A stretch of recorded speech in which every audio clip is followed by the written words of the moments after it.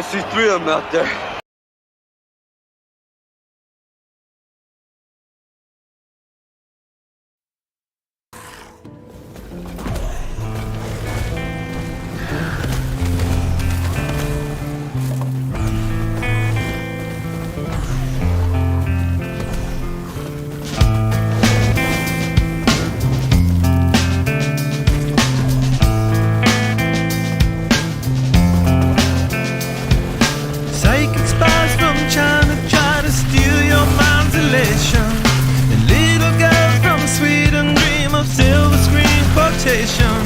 And if you want these kind of dreams, it's Californication.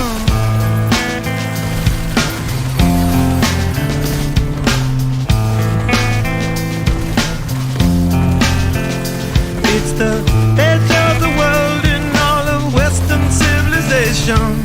The sun may rise in the east, at least it's settled in a final location.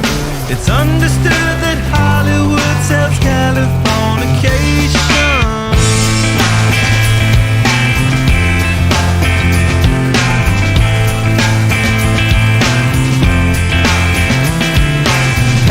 Surgeon very well to break the spell of aging. Celebrity skin, is this your chin or is that war you're waging? Firstborn unicorn, hardcore softcore. Dream of Californication. Dream of Californication.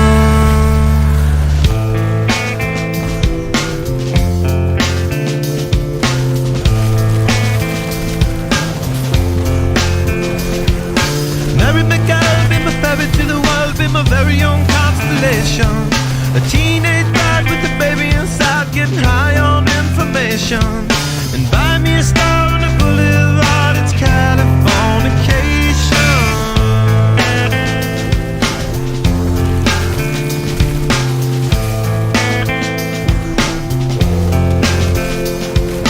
Space may be the final frontier, but it's made in a Hollywood basement. In Cobain, can you hear the spheres singing songs off station to station? And Alderon's not far away, it's Californication.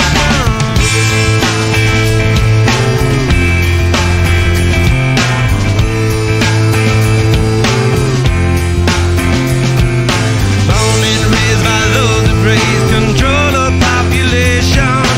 Everybody's been there and I don't need no vacation. Firstborn unicorn, hardcore softcore. Dream of Californication.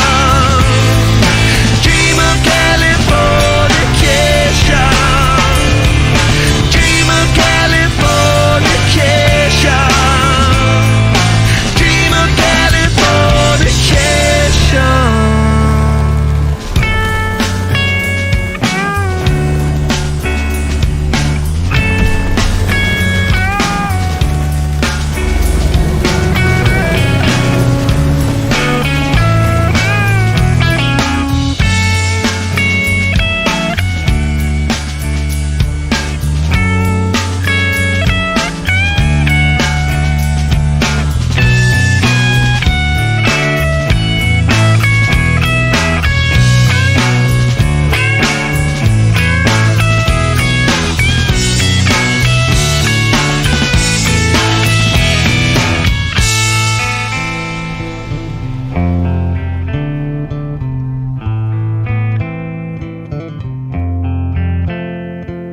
Destruction leads to a very rough road, but it also breeds creation.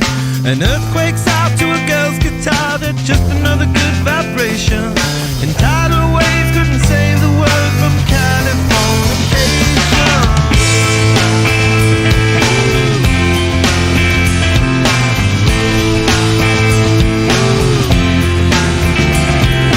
Hey, a surgeon very well to break the spell of aging.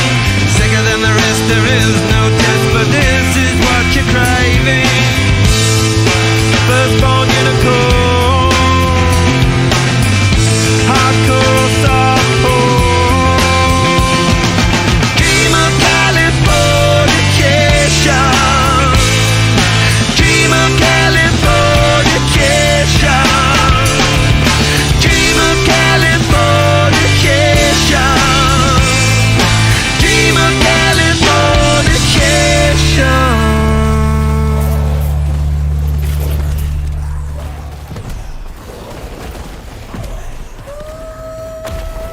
stop.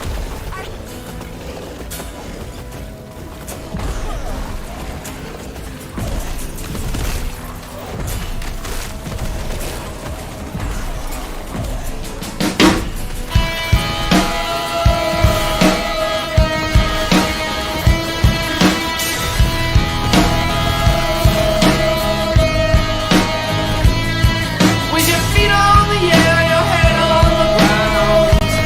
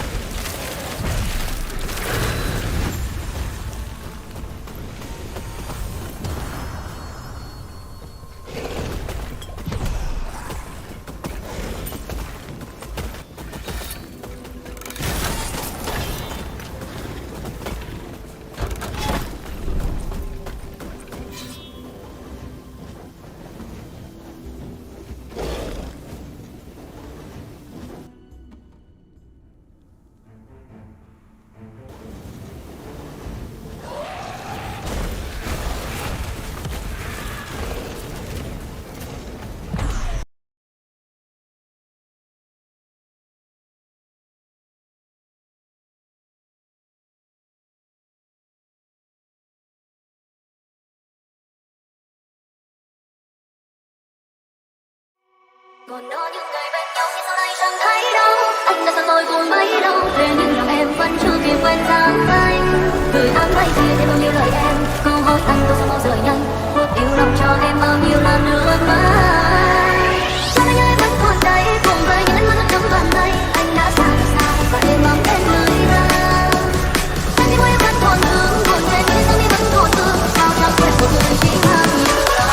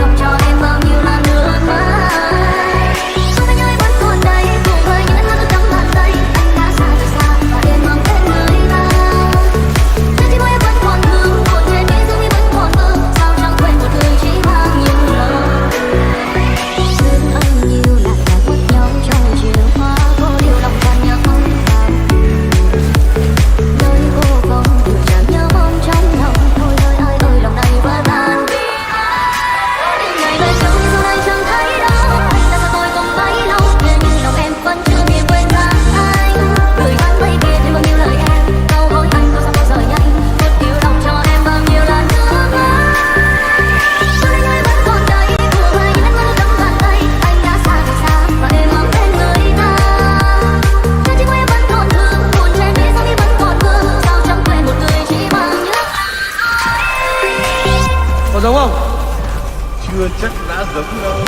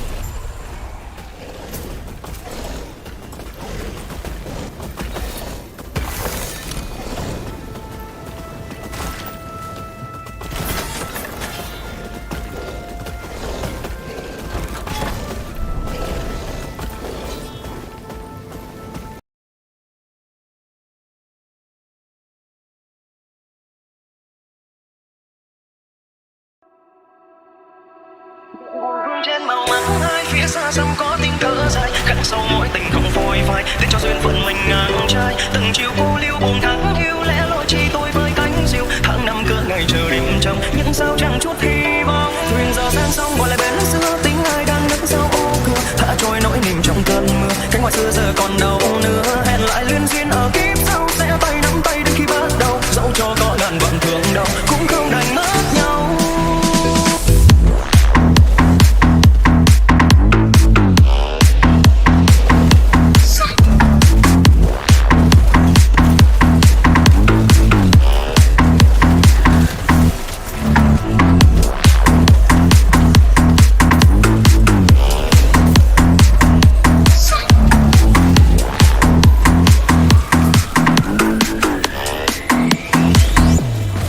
thương cho tấm thân cơ hàng ngập ngùi lặng nhìn con đò sáng ngang mộng vàng ngày hóa cho tàn khi trên xe hoa ai đón đưa nàng nhân duyên từ đây đến tròn để lại một mệnh thân gầy héo non cuộc tình năm xưa chẳng còn nhưng sao em mãi giữ tấm lòng son hòa cờ chỉ để ta phải xa cách rồi tuyên ý treo người cho ta phận duyên đôi lứa đôi nơi lời hẹn ước xưa giờ đây cũng sẽ hóa thừa mơ ước bên nhau đành hồi người trao người sao đón đưa dọn buồn vương trên màu mắt ai phía xa xăm có tiếng thở dài khắc sâu mỗi tình không phôi phai tiếc cho duyên phận mình ngang trai từng chiều cô lưu buồn đáng hiu lẽ loi chỉ tôi với cánh diều tháng năm cứ ngày chờ đêm trong nhưng sao chẳng chút hy vọng quyền giờ xem xong rồi lại bên xưa tính ai đang đứng sau ô cửa đã trôi nỗi niềm trong cơn mưa cái hoa xưa giờ còn đâu nữa hẹn lại lên duyên ở kiếp sau sẽ tay nắm tay đến khi bắt đầu dẫu cho có ngàn vạn thương đau cũng không thành mất nhau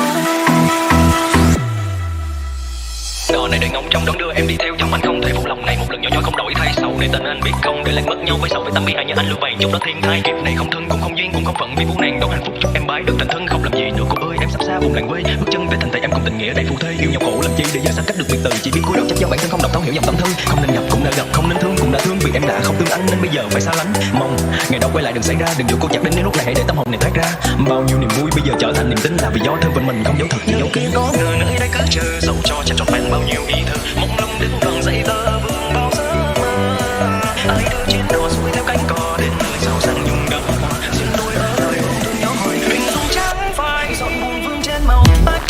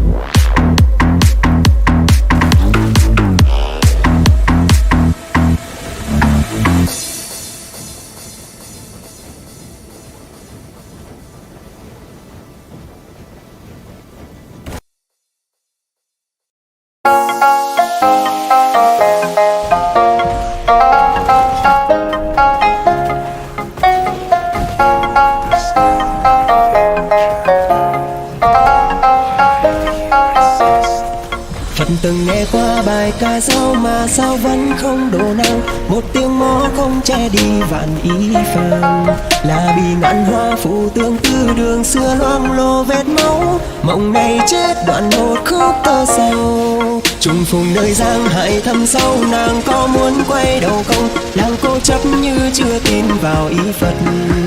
Thủy triều lên phi điệu bay cao, trần gian không còn ai ó. Nguyện một kiếp đầu nàng thoát tam đồ.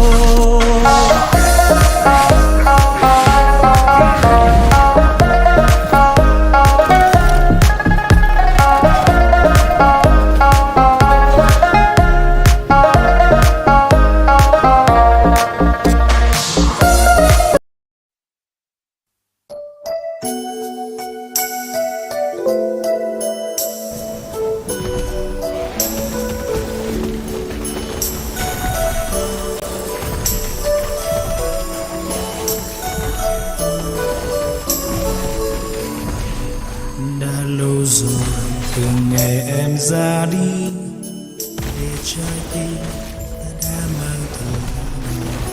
Ta mơ tìm về lại nơi chốn cũ, tìm chút dư âm của cuộc tình xưa.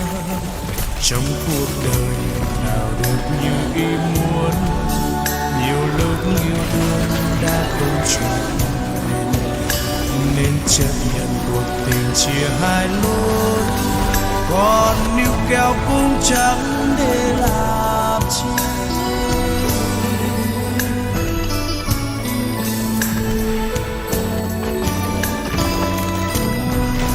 Nguyện xin giữ những gì vắng là giấc mơ, để trong ký ức những kỷ niệm dấu yêu. Từng lời nói, từng khúc hát còn vang mãi. Tại sao yêu nhau không đến được với nhau, để giờ đây hai ta phải khổ đau. Mà sao không hề tha thứ cho nhau một lần.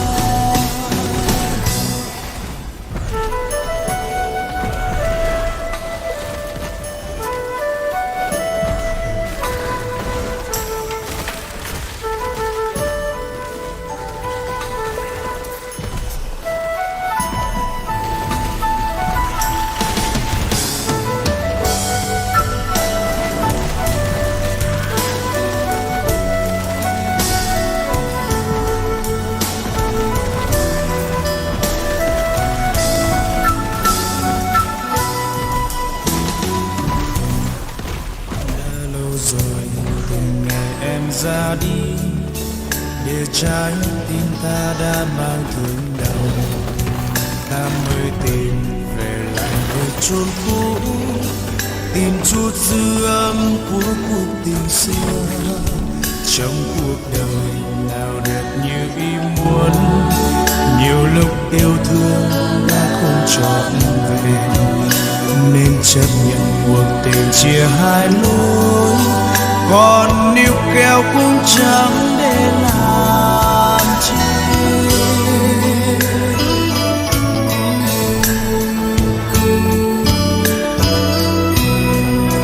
Nguyện xin giữ những gì vắng là giấc mơ, để trong ký ức những kỷ niệm dấu yêu. Từng lời nói, từng khúc hát còn vang mãi. Tại sao yêu nhau không đến được với nhau, để giờ đây hai ta phải khổ đau. Mà sao không hề tha thứ cho nhau một lần. Nguyện xin giữ những gì vắng là giấc mơ, để trong ký ức những kỷ niệm dấu yêu. Từng lời nói, từng khúc hát còn vang mãi. Tại sao yêu nhau không đến được với nhau, để giờ đây hai ta phải khổ đau. Mà sao không hề tha thứ cho nhau một lần.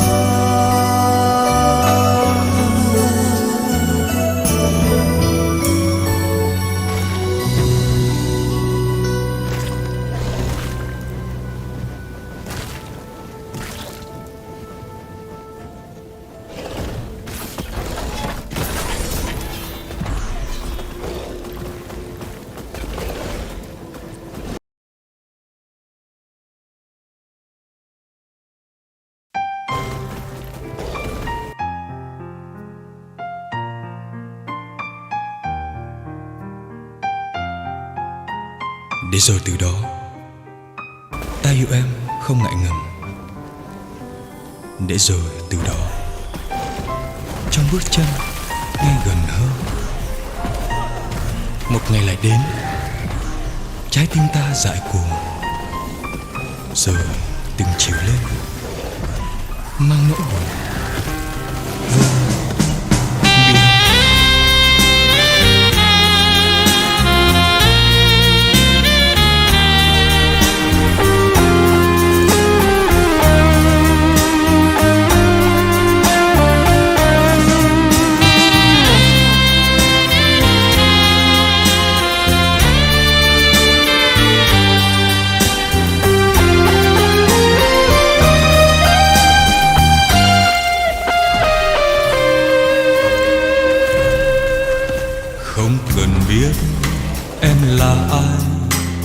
Không cần biết em từ đâu, không cần biết em ngày sau.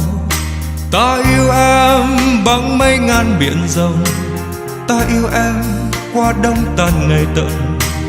Yêu em như yêu vùng trời mênh mông.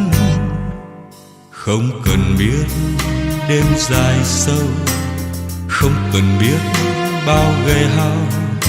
Ta ngồi đêm tên thời gian, nghe thương yêu dâng cao như ngọn đồi, như xa xôi nay quay về gần gũi. Yêu em khi chỉ biết đó là em. Để rồi từ đó ta yêu em không ngại ngần. Để rồi từ đó trong bước chân nghe gần hơn. Một ngày lại đến trái tim ta dại cuồng, rồi từng chiều lên mang nỗi buồn vô biên. Cho dù biết em rồi đi, cho dù biết không chờ chi, nhưng lòng vẫn nghe cuồng si. Nghe trong ta quên đi lòng sầu hận. Ta yêu em chưa bao giờ một lần, yêu em vì chỉ biết đó là em.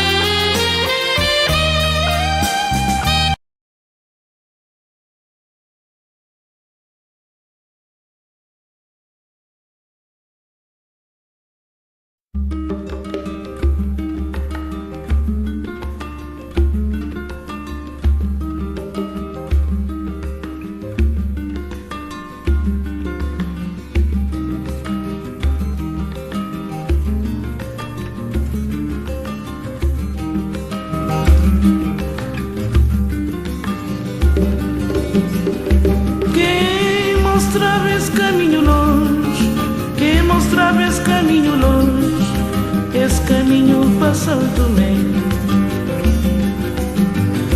Quem mostrava esse caminho longe, quem mostrava esse caminho longe, esse caminho passou também.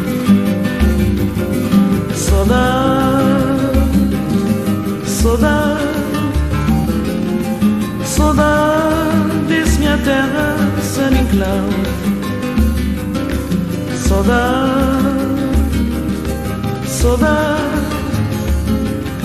saudade desse minha terra sem enclave. Quem mostrava esse caminho longe, quem mostrava esse caminho longe, esse caminho passou também. Quem mostrava esse caminho longe, quem mostrava esse caminho longe, esse caminho passou também. Saudade, saudade,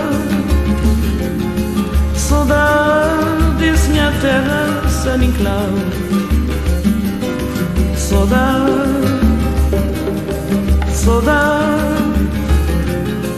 saudade desse minha terra sem enclave. Se vou escrever, muito a escrever, se vou esquecer, muito a esquecer, até dia que vou voltar. Se vou escrever, muito a escrever, se vou esquecer, muito a esquecer, até dia que vou voltar. Saudade, saudade, Saudades minha terra se me enclau.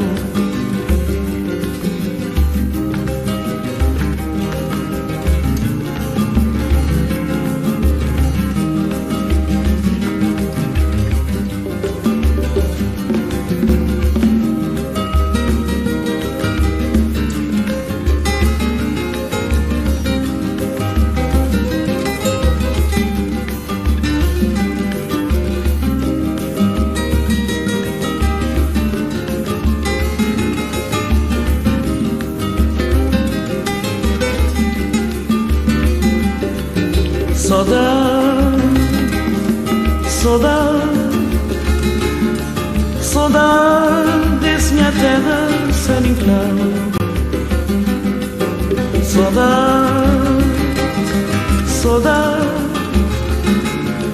Saudades minha terra se me enclau. Saudades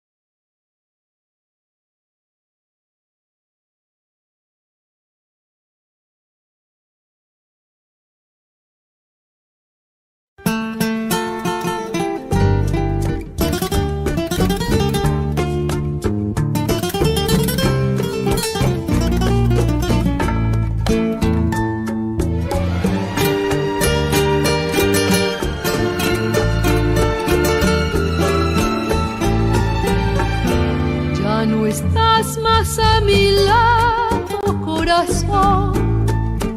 En el alma solo tengo soledad. Y si ya no puedo verte, porque Dios me hizo quererte para hacerme sufrir más. Siempre fuiste la razón de mi existir. Adorarte para mí fue religión. En tus brazos se encontraba el amor que me brindaba, el calor de tu pasión. Es la historia de un amor como no hay otro igual, que me hizo comprender todo el bien, todo el mal, que le dio luz a mi vida, apagándola después. Ay, qué noche tan oscura, todo se me ha de volver. Ya no estás más a mi lado, corazón. En el alma solo tengo soledad. Y si ya no puedo verte, porque Dios me hizo quererte para hacerme sufrir más.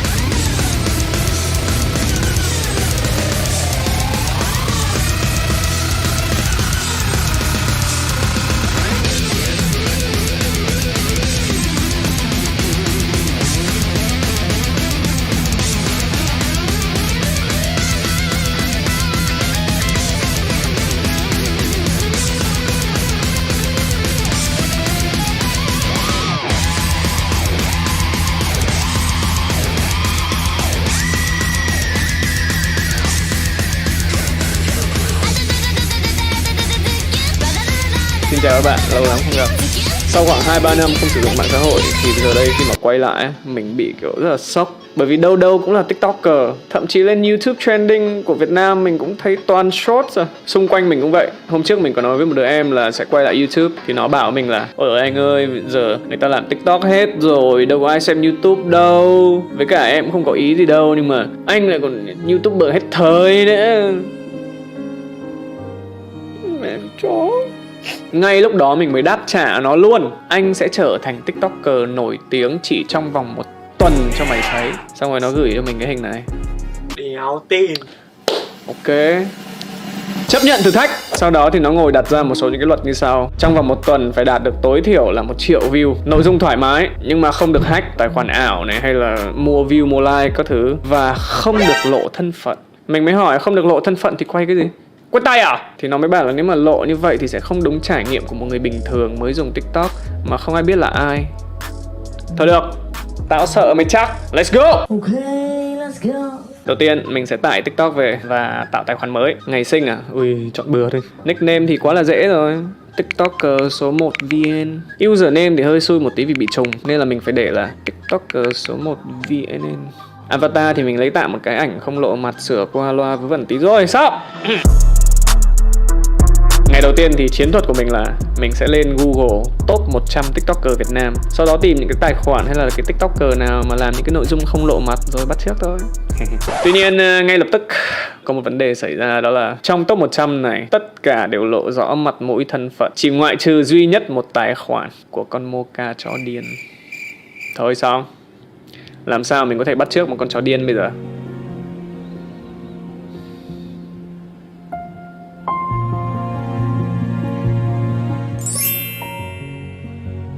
Các bạn biết không, mình sẽ không để một con chó điên phá hỏng kế hoạch của mình.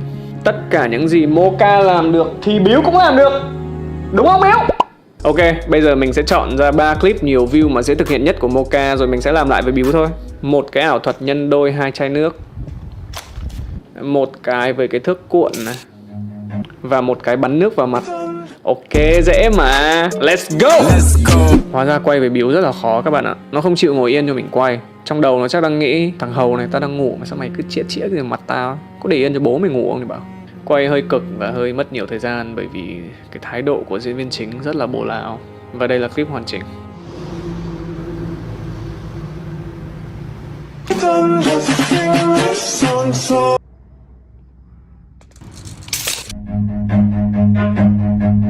Run.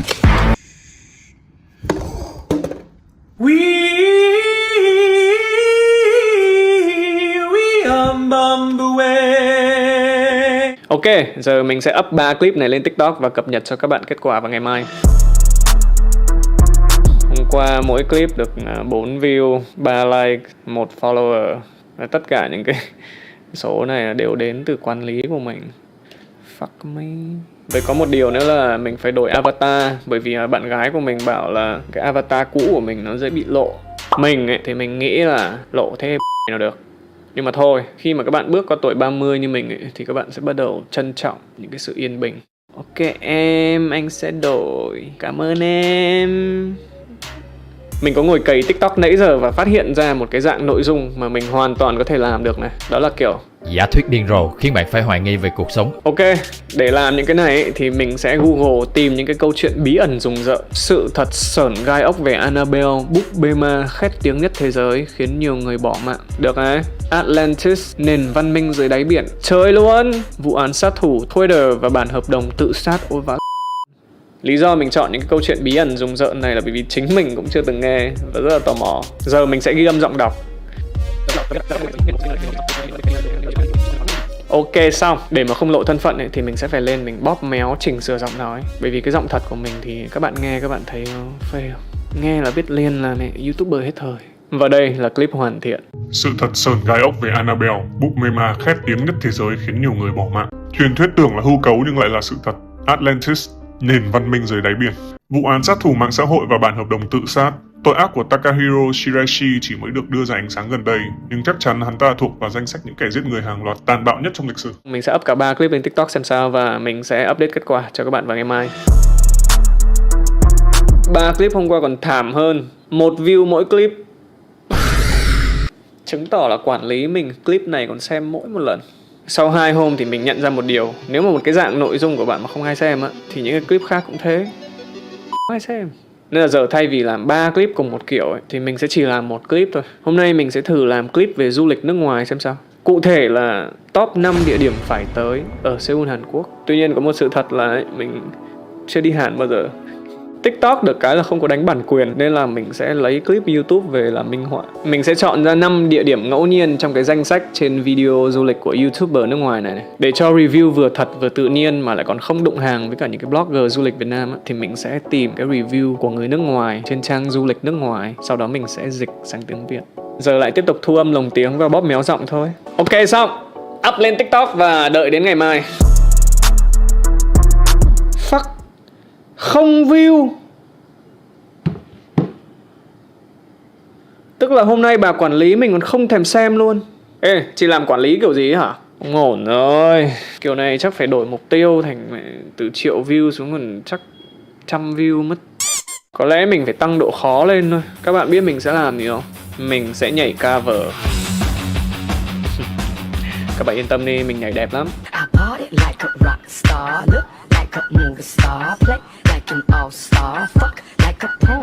Ok, bài này có vẻ đơn giản làm được. Bắt đầu tập thôi. Sự thật là mình nhảy như cái con ấy. Nhưng cũng may là mình thông minh, tiếp thu rất nhanh, nên chỉ mất tầm có 5-6 tiếng là mình đã thuộc lào cái điệu nhảy 10 giây này rồi. Để che giấu thân phận thì mình quyết định đội mũ, đeo kính râm, bịt khẩu trang. Và đây là clip cuối cùng.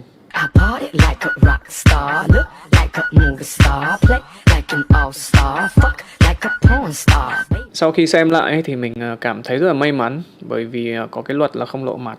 Tuy nhiên các bạn biết sao không? Dù nhảy trông hơi thiểu năng tí, nhưng mà cái điều đó nó không bao giờ có thể cản được cái tâm hồn sáng tạo của một người nghệ sĩ.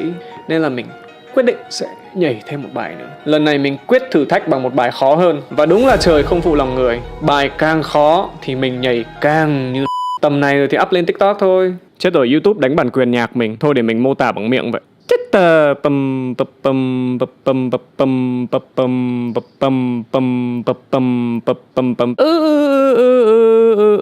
Mặc dù không phải quá đẹp nhưng mà mình thấy rất là tự tin về cái nội dung ngày hôm nay, bởi vì mình cảm thấy là cái TikTok dance là có vẻ dễ viral hơn. Nãy mình có xem mấy cái clip TikTok nhảy còn xấu hơn nhiều, thế mà cũng vài trăm ngàn, vài chục ngàn view như thường. Thế nên clip này mình nghĩ chắc cũng phải ngàn view.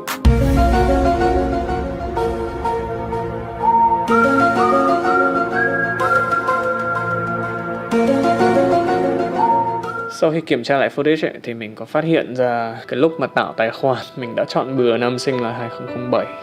Tức là năm nay mình mới 16 tuổi. Như một số bạn đã biết thì những tài khoản TikTok mà dưới 18 ấy thì sẽ bị giới hạn cũng khá nhiều thứ, bởi vì TikTok bảo vệ trẻ em. Đây có thể là lý do mà những cái clip TikTok mình vừa làm giờ là không ai xem hết. Vì thế mình quyết định xóa cái tài khoản này và lập lại một cái tài khoản mới. Thì cũng có ai xem đâu. Lần này rút kinh nghiệm, chọn hẳn 1986 luôn.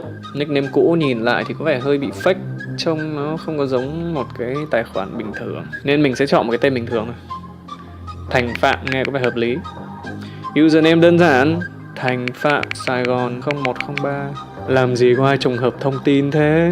Bio mình sẽ để giống người thật, việc thật hơn. Mới chơi TikTok mà đã giỏi vơ lơ. Avatar thì mình sẽ lấy cái hình này, đổi thành màu đen trắng, ghép thêm cái kính vô. Giờ up lại hết các clip trước. Ok xong. À quên, còn một việc nữa. Thật ra mình phải làm cái việc này là bởi vì mình muốn cho nó giống cái tài khoản cũ, chứ cũng không phải là mình ham follow hay like đâu. Mình nói thật đấy. Được rồi. Hôm nay làm cái nội dung gì đây? Các bạn biết không? Mình chán phải đi bắt chước người khác rồi. Mình sẽ tự sáng tạo nội dung. Đúng rồi, hồi xưa mình cũng phải tự nghĩ nội dung thì mới viral được đó thôi. Ngoài nhảy cover ra ấy, thì TikTok có rất nhiều nội dung hài. Ok, vậy hôm nay mình sẽ làm clip hài. Mình có ý tưởng cho clip rồi. Để làm clip này ấy, thì mình sẽ cần một cái xe hơi, đồ chơi và một hũ sữa chua Yaourt. Và đây là kết quả.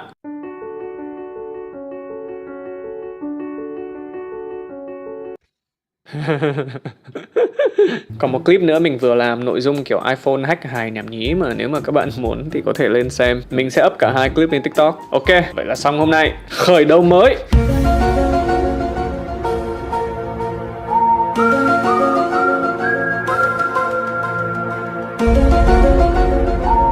Xin chào các bạn. Mình đã và đang hit cái drama này từ tối hôm qua cho đến tối hôm nay. Tóm tắt lại một chút thì là có bạn khách lên chửi Trấn Thành là chen hàng, mua hết vé xem phim Cú Lá Sắc Sống. CGV lập tức lên xin lỗi bù đắp cho khách bằng 2 vé Virus Cuồng Loạn. Nhưng mà sau đó quản lý rạp lại quay ra chửi lại khách. Khách cảm thấy bị phản bội nên là quay ra chửi lại CGV và nói It's cool out time. Quản lý của Trấn Thành vội ra mặt đỡ đạn thay nhưng mà ngay lập tức bị zombie cắn. Bởi vì cũng đúng thôi, diễn viên phụ mà, tự nhiên đâu ra. Thấy vậy nên là 1 giờ trước này, Trấn Thành đã lên tiếng đính chính. Bằng sức mạnh của cái sự riêng tư và những cái đạo lý sâu sắc mà anh đã cảm hóa tất cả những con zombie, biến chúng trở lại thành người. Cuối cùng ai về nhà nấy, drama kết thúc. Các bạn thấy đó, cả ngày hôm nay mình chỉ ngồi làm cái việc nhảm là hóng drama này thôi. Mình cũng tính làm TikTok nội dung này để câu like á, nhưng mà đợi mãi Trấn Thành cuối ngày mới lên tiếng. Anyway, về kết quả hôm qua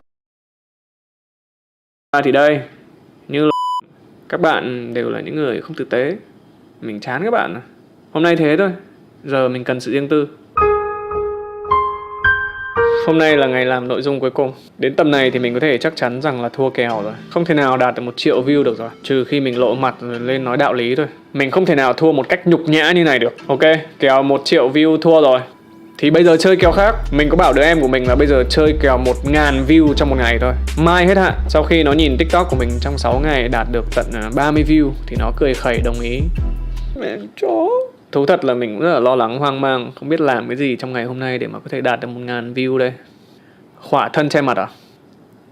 Hay là lên làm quả phân biệt vùng miền nhỉ? Chửi hết vùng này đến vùng khác luôn. Tầm này thật chả gì phải sợ nhá. À không, tất nhiên là vẫn phải giấu mặt chứ. Ê, mình có một ý này. Mình có một đứa bạn gái cũ làm cho TikTok ở bên Mỹ và mình có thể nhờ nó đẩy clip của mình lên trang xu hướng. Ê, nếu mà lên đấy thì vài ngàn view là chuyện bình thường. Và mình đánh giá cái này cũng không phải là hack nhá. Đâu có mua like, mua view đâu. Đâu có tài khoản ảo đâu. Đều là người xem thật hết mà. Yes! Chiến thắng! Nhưng mà có một cái vấn đề là cái đứa bạn gái cũ này 5-6 năm nay mình không nói chuyện. Giờ mà vào nhờ vả quả này thì cũng chơ cháo phết nhỉ. Nhưng mà kệ mẹ, đằng nào chả nhục sẵn rồi. Này, TikTok có ai xem đâu. Tầm này để đổi 1000 view mình bất chấp hết. Hello. Dạo này khỏe không em?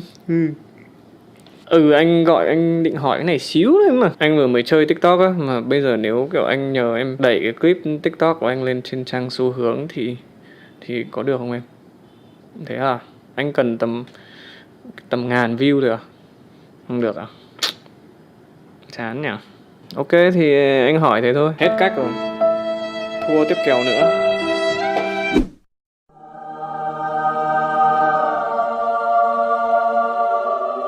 Không nổi 100 view, triệu view cái nằm mơ, thằng ảo lòi. Ê, tại sao mình không làm nội dung về tình yêu nhỉ?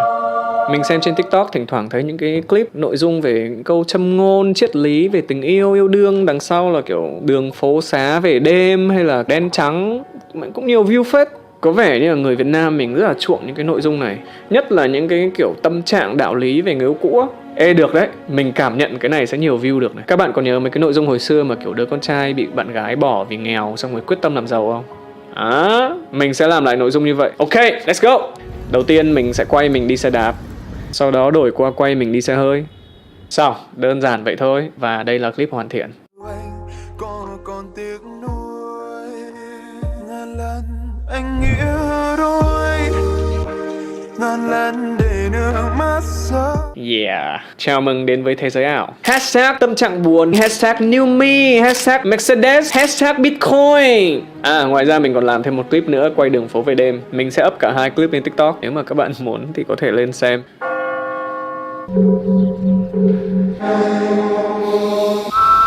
Ok, lần này mà không được nữa thì chịu.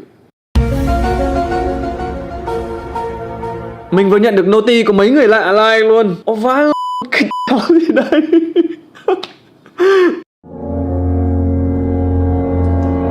Các bạn ơi, mình vừa có một follower mới. FSSVHBS started following you. Cho dù bạn là ai, là người hay là bot, I love you man. Hơn 100 views rồi. Phải cỡ. Thôi rồi, không xem nữa. Tối hôm nay thế là được rồi. Mai mình sẽ update cho các bạn. Mọi người nhìn này.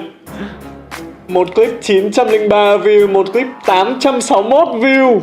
Holy shit, my god, what the fuck. Để có được thành tựu to lớn, thành công như ngày hôm nay thì mình muốn cảm ơn bố mẹ mình. Thế anh vừa gửi screenshot chưa ạ? Chung tiền đi nhá, tự giác đi, đừng có để nhắc. Ok, thử thách đến đây là kết thúc. Cảm ơn các bạn đã đồng hành cùng mình. À quên, mình có một update nho nhỏ muốn chia sẻ với các bạn. Trong vài năm vừa rồi thì mình có theo đuổi cái con đường làm phim điện ảnh mà nó có hơi khó khăn chút xíu. Nên là thời điểm này mình sẽ quay lại mạng xã hội, lên YouTube, TikTok, nói đạo lý để trang trải cuộc sống. Mình sẽ cố gắng làm nội dung đều cho đến khi mình làm phim. Tầm này thì phim gì cũng làm, Netflix, phim điện ảnh, truyền hình, kể cả phim luôn. Mình mà là đạo diễn phim thì phim của mình vừa phang nhau, vừa nói đạo lý luôn. Em biết không, ở trường học là dạy mình bài học trước rồi mới cho mình thực hành á. Còn ở đây á, là bắt mình thực hành rồi mới cho mình rút ra bài học á. Đó, các bạn thấy phim sâu sắc không? Đảm bảo được Oscar luôn. Hold up, wait a minute. Ok, hẹn gặp lại các bạn.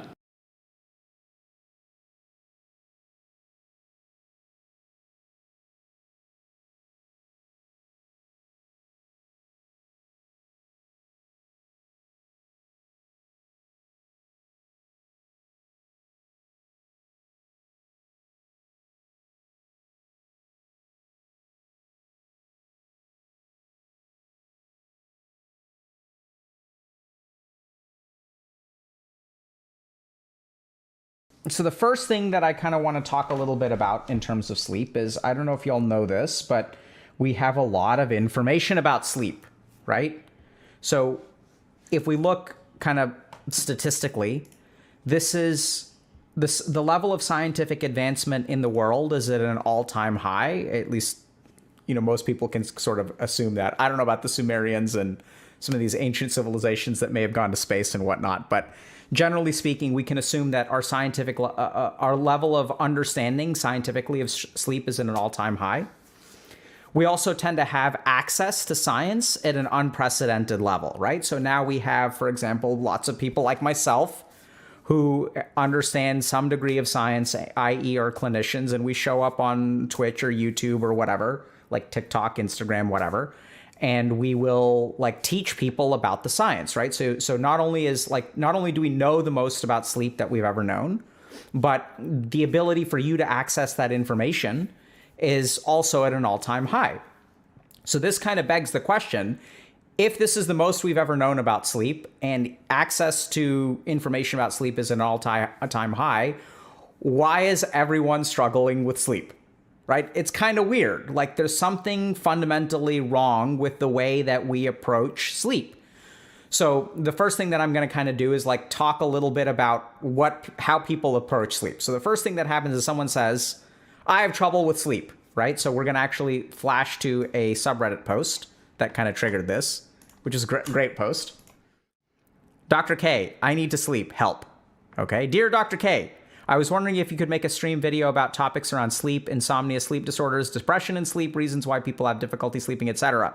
I believe many struggle with sleeping, especially my fellow gamers. Advice is much needed. Personal experience. I don't allow myself to sleep even though I'm tired and exhausted. I take a long time to actually fall asleep. I wake up multiple times at night, and the overall sleep experience does not feel like quality sleep, and I don't feel rested at all when I wake up. I also have a hard time getting out of bed in the morning. I struggle with depression and PTSD and am seeing a therapist. Would love any advice. So beautiful post. We get requests like this all the time. People are constantly asking us about sleep. And so the other thing that tends to happen is if you look at people who disseminate information, sleep is a hot topic. So a lot of people are talking about it, right? So you'll tend to have, I've sort of noticed that you'll have experts in sleep. So you'll have some kind of scientist, probably a PhD, who is an expert in sleep or neuroscience or something like that, right? So they really understand the science. And then what they'll tend to do is they'll offer recommendations. So they'll look at this, they'll look at studies and stuff, and they'll say there's a study that shows this, and this is what we understand about the brain and neuroscience and circadian rhythms and stuff like that. And then they'll make recommendations. And so despite the fact that their science is really solid and their recommendations appear to be really good, we still seem to have a societal sleep problem. And why is that? Okay. And so I think the problem here is that if you look at a lot of people who are scientists, they have very little clinical experience. So the majority of people who are scientists who will offer sleep recommendations have not worked with like actual humans around their problems. That's not actually part of their job, right? Their job is to do a clinical trial where we offer an intervention. We're going to take 10,000 people. We're going to split them into a control group and a normal group. And 5,000 people we're going to give, let's say, some kind of supplement or herb. And 5,000 people we're going to give them a sugar pill. And what we're going to detect is that on average, the people who take the herb or the supplement do better than the people who take the placebo. And so they conclude that on average, this herb or supplement results in like an improvement in sleep. But let's remember that out of those 5,000 people, let's say 2,000 people got better with the placebo and 3,000 people got better with the herb. Let's remember for a moment that like 2,000 people got better with the placebo and 2,000 people didn't get better at all.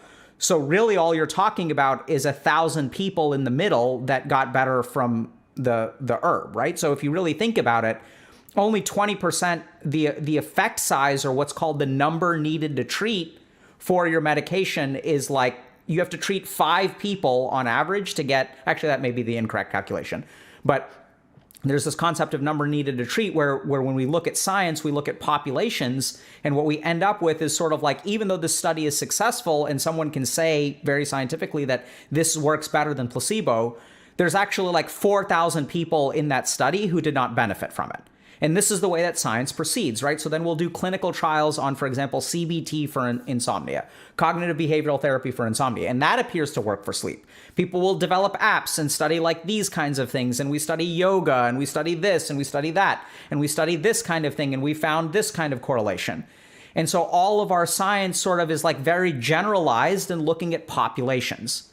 And so this is the reason why people have difficulty sleeping, because the question is, if you are having difficulty sleeping, should you adjust your diet? Because there's a study that shows that diet is helpful for sleep. Should you take this particular supplement? Because there's studies that shows that this is helpful for sleep. Should you see a psychologist and do cognitive behavioral therapy for insomnia? Because there's a study that shows that that works.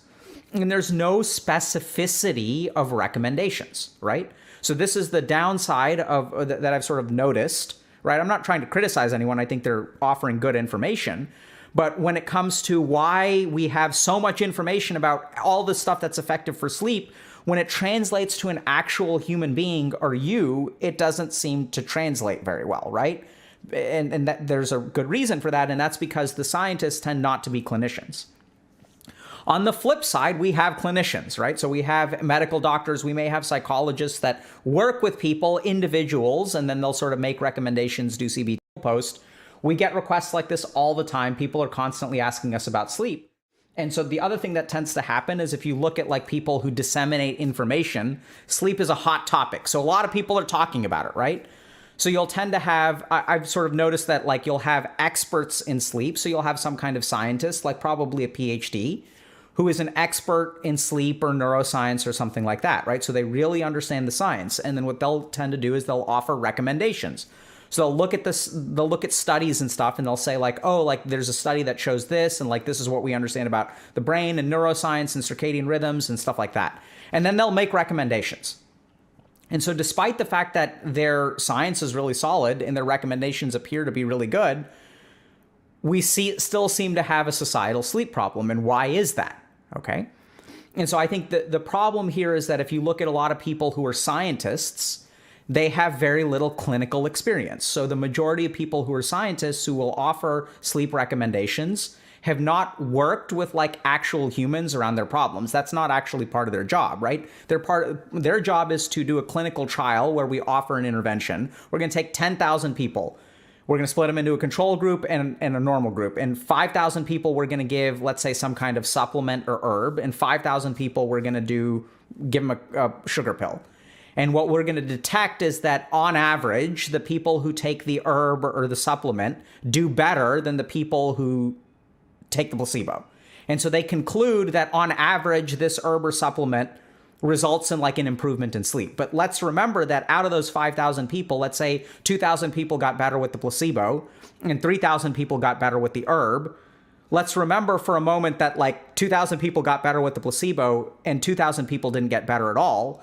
So really all you're talking about is 1,000 people in the middle that got better from the herb, right? So if you really think about it, only 20%, the effect size, or what's called the number needed to treat for your medication, is like you have to treat 5 people on average to get, actually that may be the incorrect calculation, but there's this concept of number needed to treat where when we look at science, we look at populations, and what we end up with is sort of like, even though this study is successful and someone can say very scientifically that this works better than placebo, there's actually like 4,000 people in that study who did not benefit from it. And this is the way that science proceeds, right? So then we'll do clinical trials on, for example, CBT for insomnia, cognitive behavioral therapy for insomnia, and that appears to work for sleep. People will develop apps and study like these kinds of things, and we study yoga, and we study this, and we study that, and we study this kind of thing, and we found this kind of correlation. And so all of our science sort of is like very generalized and looking at populations. And so this is the reason why people have difficulty sleeping, because the question is, if you are having difficulty sleeping, should you adjust your diet? Because there's a study that shows that diet is helpful for sleep. Should you take this particular supplement? Because there's studies that shows that this is helpful for sleep. Should you see a psychologist and do cognitive behavioral therapy for insomnia? Because there's a study shows that that works. And there's no specificity of recommendations, right? So this is the downside of that I've sort of noticed. Right? I'm not trying to criticize anyone. I think they're offering good information. But when it comes to why we have so much information about all the stuff that's effective for sleep, when it translates to an actual human being or you, it doesn't seem to translate very well, right? And that, there's a good reason for that, and that's because the scientists tend not to be clinicians. On the flip side, we have clinicians, right? So we have medical doctors, we may have psychologists that work with people, individuals, and then they'll sort of make recommendations, do CBT, things like that. And if we have all these clinicians, why isn't sleep cured? Like, don't we have all these people who are on the front lines, like clinicians like myself that are working with people every day, and shouldn't that fix it? And this is the problem, is that clinicians tend to be taught pathology, right? So if you go to a medical doctor and you say, I have trouble with sleep, what they will do is try to diagnose you with something. And if there's something pathological that they can fix, they'll help you, right? So if you have sleep apnea, for example, they will give you a CPAP machine, a continuous positive airway pressure machine that prevents you from becoming apneic, and then you'll be fine. So if you're in the 10% of the population that has a clear diagnosis, i.e. something is really busted with you, they may be able to fix that. So other examples of this could be like hyperthyroidism, for example, so leads to insomnia. So if your thyroid is out of whack or you have sleep apnea, a medical doctor can fix that. But medical doctors are individualized and pathology focused, and PhDs or scientists tend to be like understanding the science, but can't tailor their recommendations to an individual person because they're not like really diagnosticians, right? They're not clinicians. They're not taught in that skill. And this is the basic problem that I see with sleep, is that we have a bunch of information, but all of the people who can individualize your recommendations are focusing on pathology, and all of the people who have access to the really high quality scientific information that is not pathological in nature, i.e. supplements, herbs, things like that, don't really have a very solid training in like diagnostics and sort of teasing apart what is going on with an individual, which is why we get these super generic recommendations, right? So you'll get like these like people that go on podcasts and stuff, and there's nothing against them, and they'll say, okay, here are 5 things you can do for your sleep. There's data to support all 5 of these things. And then like you'd think that if those actually worked, then like sleep would be cured for everyone, right? Like those 5 things, like every problem would be solved. But the truth is the problem isn't solved. And why is that? It's because there's a lack of diagnostic specificity. Okay? Y'all with me there? So let's start with this.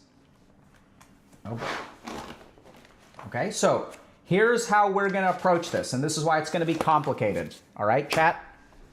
So what we're going to do... Oh, okay, there we go. There we go. Okay. So let's start from the top. Okay, why is sleep a problem? So remember, kind of like I said, so we've got PhDs over here, and they're really good at the science, right? But they don't know how to provide personalized recommendations. This could also be, I mean, maybe some of them do. I don't know. Maybe that's a little bit unfair, actually, now that I think about it. The problem is that on a podcast, you're not going to get a personalized recommendation, right? On a YouTube video, you're not going to get a personalized recommendation, unless it's Dr. K, which we'll get to in a second. So then we've got MDs over here that are really good at personalized stuff, But what we're really trained in is pathology. And so the fact that like our whole society has insomnia and difficulty sleeping has to do with the fact that like this is where we're getting our information. So what's kind of in the middle here? And this is what I think is like really, really missing from Western science, and what I really appreciate about my Eastern education is like basics of how sleep works. So what we're going to start with today is like understand like how does sleep work? And so an industry that has done a really good job of this, that is like, for example, the fitness industry or like the bodybuilding industry, right? So like what's happened in this industry, you have a lot of people walking around who like are in shape and they know how to get in shape. They're healthy, they're fit. And why is that? It's because there's a lot of like basic information about how to get physically healthy in terms of like building muscle mass and working out and stuff like that. There's a lot of information about the basics of fitness that is not coming from PhDs and not coming from MDs. Like if you go to a doctor's office and you say, can you help me get in shape? Like it's a basic function of the human body. Like the doctor is going to be like, kind of, but not really, right? They can assess you for diabetes and maybe start you on anti-diabetes medication. Maybe they can like give you an inhaler if you've got asthma. They can focus on the pathology, but they're not going to like help you figure out how to work out, right? And then on the flip side, you've got PhDs that, you know, they'll give you good information too. They'll say you can use this supplement and then you'll build muscle mass better. There's this kind of thing that you can do. There's this kind of thing that you can do. But once again, they're not going to give you personalized recommendations. They're not going to give you like a workout plan, right? Because that's something that a personal trainer does.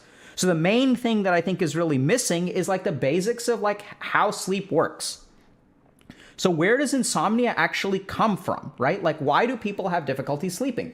What are the factors that lead to people like, what makes it easy for you to sleep? What does your body and physiology and brain rely on to go to sleep? How does your body know when you should go to sleep? What are the signals that make you sleepy? What are the signals that keep you awake? And these kinds of fundamental things, because we don't understand them, we can't tailor our treatment to them because we just treat insomnia like one word, okay? So let's start by looking at insomnia and unpacking it. Because there are different problems when it comes to, I have trouble sleeping. So the first problem that we have is a lack of specificity with our jargon. So if we talk to people who have insomnia, what we find is there are people who have trouble falling asleep.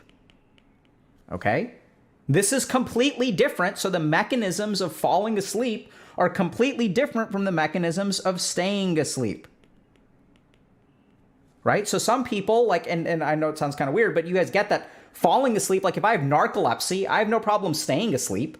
Like the problem is that I fall asleep way too easily, like completely different paths. So both of these people will say, I get bad sleep, but there's no specificity in terms of like, what's your problem? Do you have a problem falling asleep or staying asleep?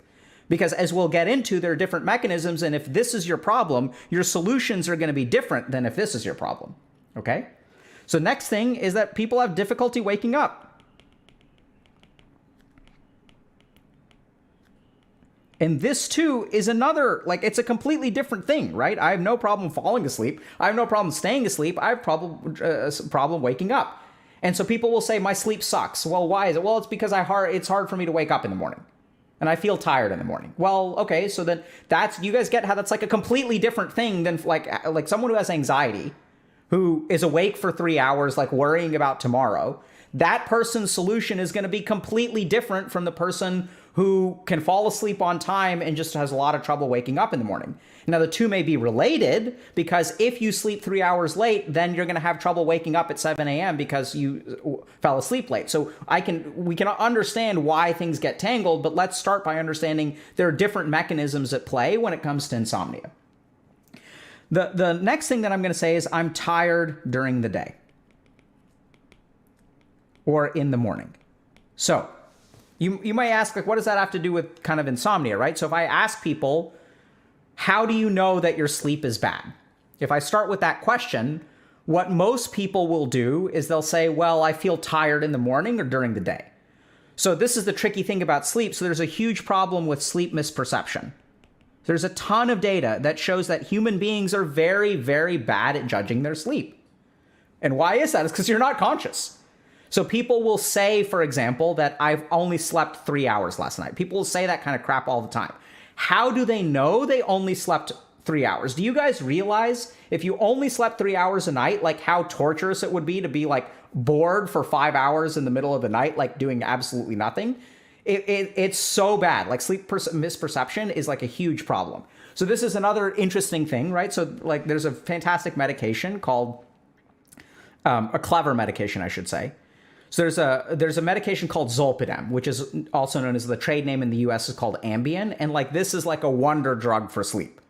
So if you look at the clinical trials for an Ambien or Zolpidem, essentially what it does is it only improves sleep by 30 minutes.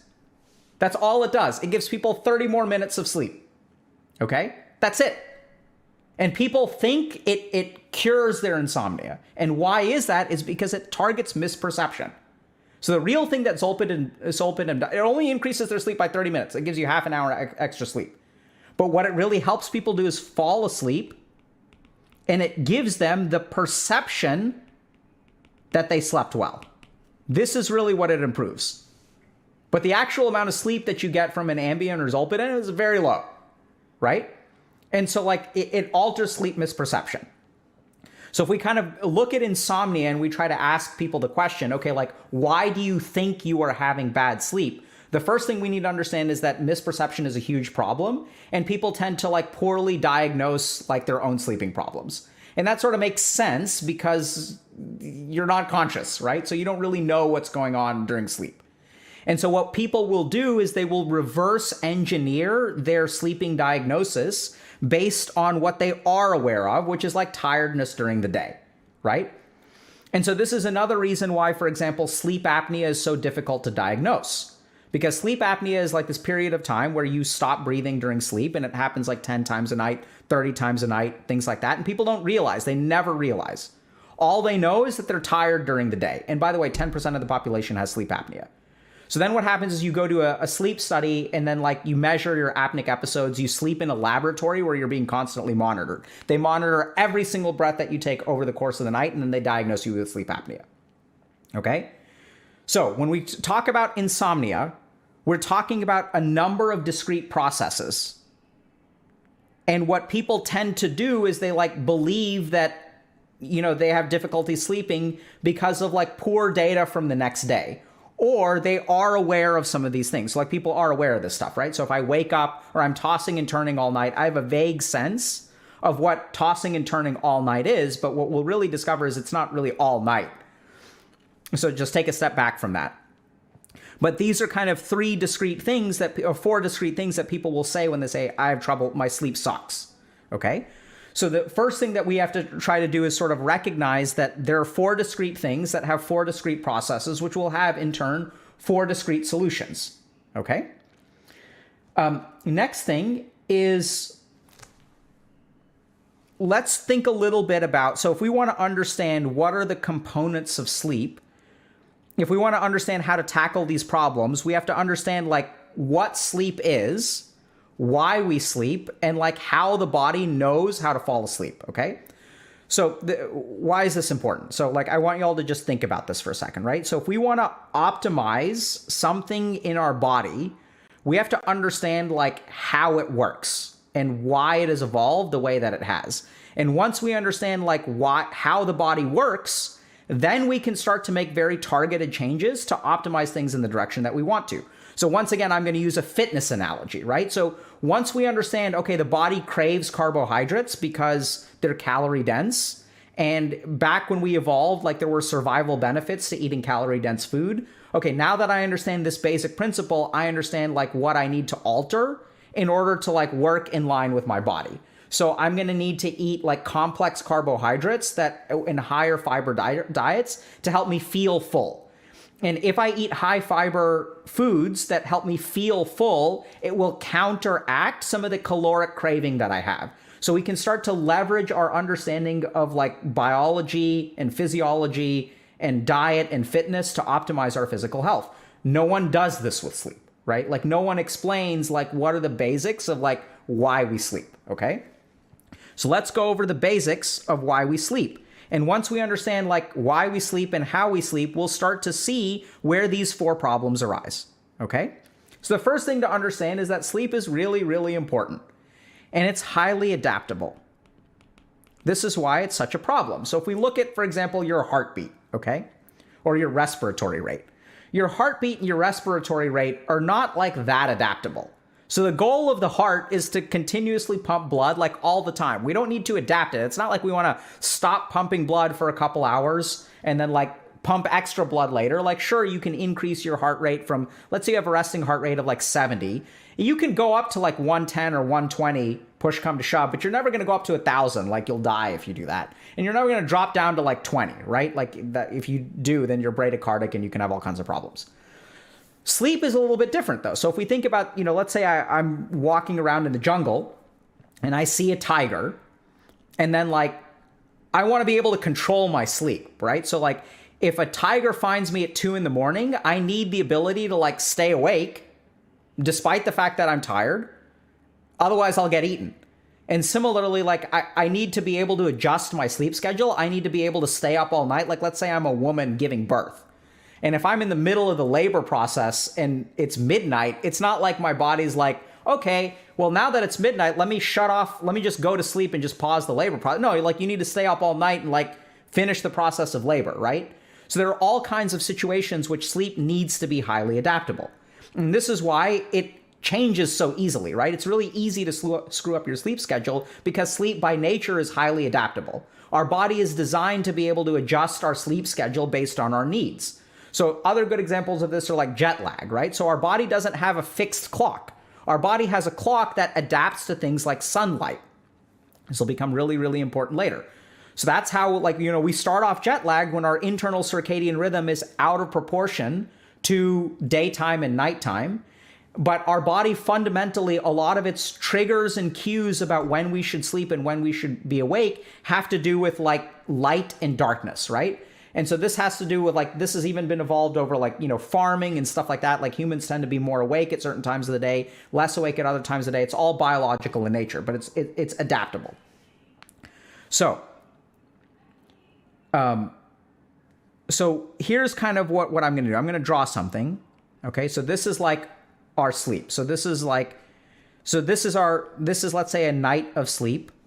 And then if you have problems falling asleep, there's like an obstacle here. So our body has a very natural tendency to start at point A and go to point Z, right? That's what it wants to do. It wants to sleep for 8 hours a day. And it's got like this is the natural tendency towards stuff. And then there are some kinds of problems that can cause an obstacle to our body's desire to sleep. So this is falling asleep. So we'll talk about what these factors are. And then there's staying asleep. So there are things that will disrupt us in the middle of our sleep. And then there's even like waking up, right? So like there are difficulties with waking up where our body naturally wants to end the sleep. It's not like you have to stop sleeping intentionally, right? After you sleep for a while, your body's like, we're done, time to wake up. So there are natural mechanisms that involve waking up. There are natural mechanisms that involve staying asleep, and there are natural mechanisms that involve falling asleep. And if we understand what those are, we will start to gain power over these different problems, okay? Now, just to kind of point out, like, this is the problem with sort of like the sleep wellness industry, for lack of a better term, is that what does the sleep wellness industry do? It just like drives stuff this way. It's like, here, take this supplement. Here, take this herb. Here, use this app. It has no cognizance of like these different physiologic neuroscientific mechanisms. They're just like, hey, do this thing. Hey, do CBT for sleep. And I'm not saying that this stuff isn't effective. I'm just saying it's just like, you're just adding crap into this like cycle, which is going to cause problems. So medical doctors are guilty of this too. Oh, I'm having trouble with insomnia. If I'm a psychiatrist, I'm like, here, take some trazodone. Or here, pop an Ambien. And I'm not really addressing the underlying mechanisms with any specificity. So come this morning, I am tired. Why? Because I have this crap floating in my system, right? So like trazodone like floats around and gives people a sense of daytime tiredness. And this is the next problem with sleep, is that all the things that we do over here that allow us to basically overcome and ignore all of these factors create side effects in the morning. So I'll hit on this again. But, so what are the solutions that people use? We use substances, right? Whether it's a chemical, like whether it's a prescribed drug or a supplement or whatever, we just decide, like, instead of fixing any of this crap in the middle, what we're just going to do is, like, I'm going to pop a pill. I'm going to take a supplement. I'm going to take me some magnesium, right? Because sometimes that helps with insomnia. I'm going to take me some valerian root or some apigenin or like some kava kava, or like there's all kinds of stuff out there, right? I'm going to just take me some of this stuff. And then instead of fixing the problem, we have that stuff floating around in our system, and then we're tired the next day. This is also true of marijuana, right? So like people will say, oh, I use marijuana to help me sleep because I can't sleep without it. Well, then what happens like the next morning? So marijuana does different things. So it affects, so we have, our sleep cycles, right? So we've got like, different phases of sleep, and then we have REM sleep. And basically early on in the night, we'll have like a lot of, let's say, phase 1 to 2 sleep. And then, this is, let's say, phase 3 to 4, and then maybe we've got some REM sleep over here. So let's say here's like early night, and then as the night goes on, we've got sleep phase 1 to 2, and then we enter phase 3 to 4. I'm a little bit rusty on this, and then we have more REM sleep, right? So we have different phases of sleep. So our brain does different things. And so hour 1 of sleep looks like this, and hour 7 of sleep looks like this. So the natural change, our sleep cycle like evolves over the course of the night. And what that means is if I use marijuana or alcohol, like if I drink alcohol, I will pass out, right? So alcohol will overcome this step, no problem. Marijuana will overcome the step of falling asleep. The problem is then it messes with this stuff and we get like non-restful sleep. And we even talk about it in our lingo, right? We say, okay, I drink alcohol to help me pass out. It's not a natural falling asleep process. It's bypassing this step artificially with chemicals, which results in an alteration. So like when you drink alcohol, for example, it decreases the amount of REM sleep that you have. It decreases the amount of late stage sleep that you have. And so you result in non-restful sleep. And then you wake up in the morning tired. And then what do? Right? So if you use pot or alcohol to sleep at night, what do? Then you drink coffee. Woohoo! Stimulants, right? And then once I start pounding the coffee, when nighttime comes around, I have trouble falling asleep because I've got this artificial stimulant floating around in my system preventing me from sleeping. And then what do? Right? So can't fall asleep. Oh yeah, marijuana. Sweet. Marijuana. Poor quality sleep. Wake up tired. Coffee. And this is the cycle. And so then people are kind of screwed because now you have a potentially marijuana dependence or a caffeine dependence. And without either one, you're kind of like you can't function, right? So this is where like I think if you want to really conquer sleep and be good at it, you can't just take a supplement. You can't just go do CBT for insomnia, unfortunately. Like, sure, those things can help. Like CPAP and sleep apnea is the one thing that I'd say is like, or maybe hyperthyroidism stuff too. But there are definitely things that you can do. And like, absolutely, like supplements can help. Like doing CBT for insomnia can help. There's overwhelming data that does this. But in my experience, so I've helped like a bunch of people like really just sleep like babies. And I'd say that in 80% of the people, I've done it without a single damn medication. Maybe I'll use it at the beginning because there are other things going on. But for like 80% of people, it's about understanding how sleep happens. And then understanding, okay, what is the problem that is interfering with your sleep? And then targeting that thing specifically. Because if you use something else like an herb, a supplement, or a medication, that's going to cause side effects because that's just how like stuff that you stick in your body works. Right? Like things will create physiologic changes if you ingest them. Okay? So I'm not blaming people who use substances to help them fall asleep. Hell, I sometimes prescribe substances to people to help them fall asleep, including marijuana. I've done that before, right? But what I'm saying is that a sustained, healthy way to get restful sleep comes with like understanding sleep first and then targeting what your specific like problem with sleep is. And it feels just so much better. It's just tricky because no blog post from the sleep nutrition supplement industry is going to explain this stuff, right? Because it's against their business model. Like, they're just trying to sell this thing. And I'm not even blaming them because they can be scientific about it. And they're like, sleep is a huge problem. Let me go look at what science has to offer. And they see, oh, this herb works. Let's start selling this herb, which is totally fine. Like, there's a value to that. But in my experience as a clinician, this stuff is ultimately way more valuable, okay? So, next question. So now that we understand the sleep cycle, okay? So there's like, we start, at nighttime, and then we wake up ideally in the AM. There's falling asleep, staying asleep, waking up, right? These are our 3 obstacles. So let's start with this, okay? How does the body, like let's just talk about sleep for a second. How does the body know, how does sleep work? So imagine that I'm an alien, or you have a 5-year-old kid who comes to you and says, person, can you please tell me, how does the body know? Like, how does the body know when to go to sleep? What do y'all think? What are the factors that determine when we go to sleep? Right? Okay, so good. So one person is saying adenosine. Excellent. So let's talk about adenosine for a second. Oh, hold on. Melatonin. Hold on. Melatonin, exhaustion, darkness, or light. Very good. Okay. Temperature. Okay. So people are saying stress. Excellent. A lot of good stuff here.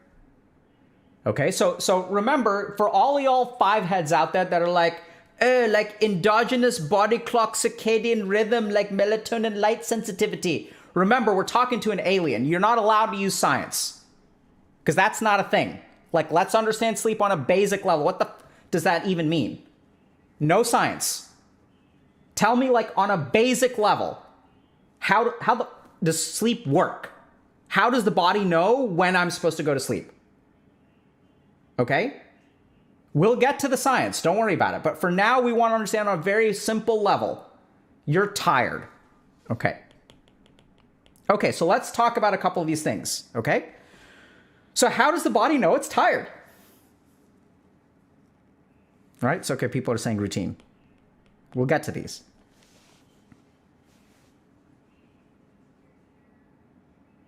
No, it's not low blood sugar. See, there's the science again. Nope, happens to be wrong. Fatigue, that is a synonym for tired, right?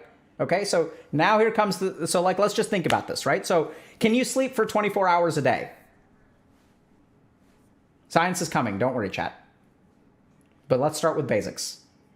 Generally speaking, no, right? So if there's some kind of illness, and we'll talk about illness at the end, you've done that, I'm sure, right? So then we'll even talk a little bit about how you've been able to do that, because generally speaking, people don't sleep for 24 hours a day, right? Generally speaking, people will stay awake for about 16 hours a day, and they'll sleep for about 8 hours a day, on average, okay? So there may be variations. There are absolutely times where I've slept 20 hours.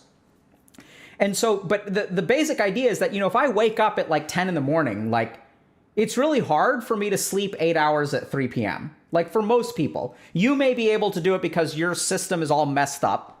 Totally fine. Or there could be an illness going on. But generally speaking, like, our body kind of wakes up after like somewhere between like 7 and 10 hours, right? And we get tired pretty naturally somewhere around 16 hours. And so even if you talk to people who have really super messed up sleep schedules, this tends to be like pretty consistent. Maybe it'll be like 12 to 20, right? So they may stay up for 20 hours, then pass out for 10. And their sleep like schedule is constantly like changing. So one day I'm going to wake up at 10 a.m. and the next day I wake up at noon. And the next day I wake up at 2 p.m. And then I'm going to sleep at like, let's say 4 in the morning. And the next day I go to sleep at 6 in the morning. The next day I go to sleep at 6 in the morning. Right? Like, but if you talk to people, this is what you'll see. There'll still be some degree of consistency. Okay? So the general thing to understand is that our body, and this is where science comes in. So now we're going to, unlock the science. So like, we're just going to simplify things with adenosine. So basically, as we are awake, our brain builds up this chemical called adenosine, which is a waste product. It's kind of, this is an oversimplification that's not really true in some ways, but, comes from ATP because we recycle ATP and stuff all the time. And so ATP is our major energy source, which stands for adenosine triphosphate, right? So we've got a couple of phosphates on there. Each time we bust off a phosphate, we release energy. So, ooh, yeah, look at that, some of that sweet, sweet energy that comes out, right? And so this is like where our body gets energy, is we take an adenosine triphosphate, we turn it into adenosine diphosphate, and we get some energy in the process. So as we are awake and active, we're going to be building up adenosine. And then as we sleep and rest, we're going to decrease adenosine. Okay? So this is just a broad corollary that I'm drawing, but there are other metabolic waste products. So over the course of, like, let's say a 24-hour day. Oh God, my handwriting is so bad. This is just something y'all got to understand, okay? We're going to have waste products that build up for the first 16 hours. So these are metabolic waste products, right? Like adenosine. And then when we sleep, we're going to go ahead and kind of bring those back down, right? So then at the end, when we wake up over here, we're like back to our baseline, right? So 0 waste, okay? Now, when people don't get good sleep, what we'll end up doing is you may sleep. So for example, if you have a problem with your sleep, like let's say you use like marijuana or alcohol, what you'll end up with is this. Even though you're sleeping 8 hours, the quality of your sleep in terms of, and I also don't know if this is really metabolic waste products that gets altered, but whatever crap gets created, right? So when you wake up, you're actually going to be like, you're going to feel cruddy because you're like waking up over here, right? So this is why like using some kinds of supplements or even medications can be unhealthy. Y'all with us? So the first thing that we're going to pay attention to is adenosine, or just like metabolic waste that our body builds up. How else does our brain know, our body know when it is time to go to sleep, right? So this is you science chads over here. We're going to just talk about darkness and light, right? So like our body has a thing called a circadian rhythm. And light is a huge, huge part of like our body's physiology of sleeping and wakefulness. So let's step away from humans, because humans are going to get complicated by all kinds of things. But we can look at other mammals, right? We can look at like monkeys, which are genetically like 99% similar to us. They have a heart just like we do. They have a brain just like we do. They have, lungs just like we do. They have kidneys just like we do. And so like, how does a monkey's sleep cycle work? Well, it has a lot to do with light. So when our body adopts a healthy sleep schedule using light as a signal, okay? So this is where melatonin comes in. So when there is light, melatonin production shuts off, okay? And when there is darkness, melatonin production goes up. And melatonin primes us for sleep, okay? And then melatonin, in turn, helps us sleep. So why is this a problem nowadays? So now what people do is they supplement melatonin. Instead of having our body create it, we're going to start taking it before bed. And then melatonin has been clinically effective to improve sleep, right? Help people sleep. But why is melatonin being shut off in the first place? Why do we need to supplement it? Why aren't we getting enough of our own? And it turns out that blue light, or the wavelength that's emitted by screens, shuts off melatonin production. So essentially, because we're using screens, we stop melatonin production, and so therefore we're popping a pill. Pop a melatonin, we try to balance it out, and then hopefully we sleep. So here's something I'm going to tell you all as a physician, okay? Nothing that we human beings do to try to, anytime we try to artificially do the body's job, we're worse at it. So I'll give you guys just an example. So the body has this mechanism of homeostasis, okay? And homeostasis is like maintaining a balance. So like, let's look at homeostasis of blood pressure, for example. So like our body has all kinds of very sophisticated mechanisms to keep your blood pressure at 120/80. And then along comes modern medicine, which we sort of have to do. And we'll give people like antihypertensives. So if people's blood pressure is too high, so people have hypertension, which is elevated blood pressure. So if my blood pressure is, let's say, 170/100, then along comes Dr. K, who prescribes you an antihypertensive medicine. And what do you guys think the side effect of antihypertensive medicines are. How do these people wind up in the hospital when I give them antihypertensives? Do y'all know? What happens when I try to fix their blood pressure by lowering it with an ACE inhibitor? They pass out. Excellent. And why do they pass out? Because their blood pressure is too low. So instead of winding up at 120 over 80, like they end up at like 100 over 60, and then they pass out. Right? So like generally speaking, when we look at popping pills and administering medicine, we do not get anywhere near the sophistication of what the human body is able to achieve on its own. Okay? And so this is why we end up with this crap. Because like when you use like, let's say you use a substance like marijuana or alcohol, you're taking a gigantic hammer to this sophisticated circuit that is your brain and just smacking it over the head. And this is why you pass out, right? It's even in our language. There's no like sophistication to it. It's just like wham.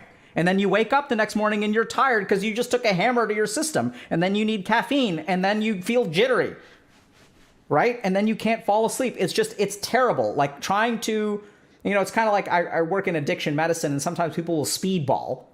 And a speedball is when you use cocaine and heroin at the same time to balance out each other's effects. But I can tell you that people who use speedballs are like not as good as people who like just let their body sort of naturally equilibrate to how they should be feeling. Okay? Right?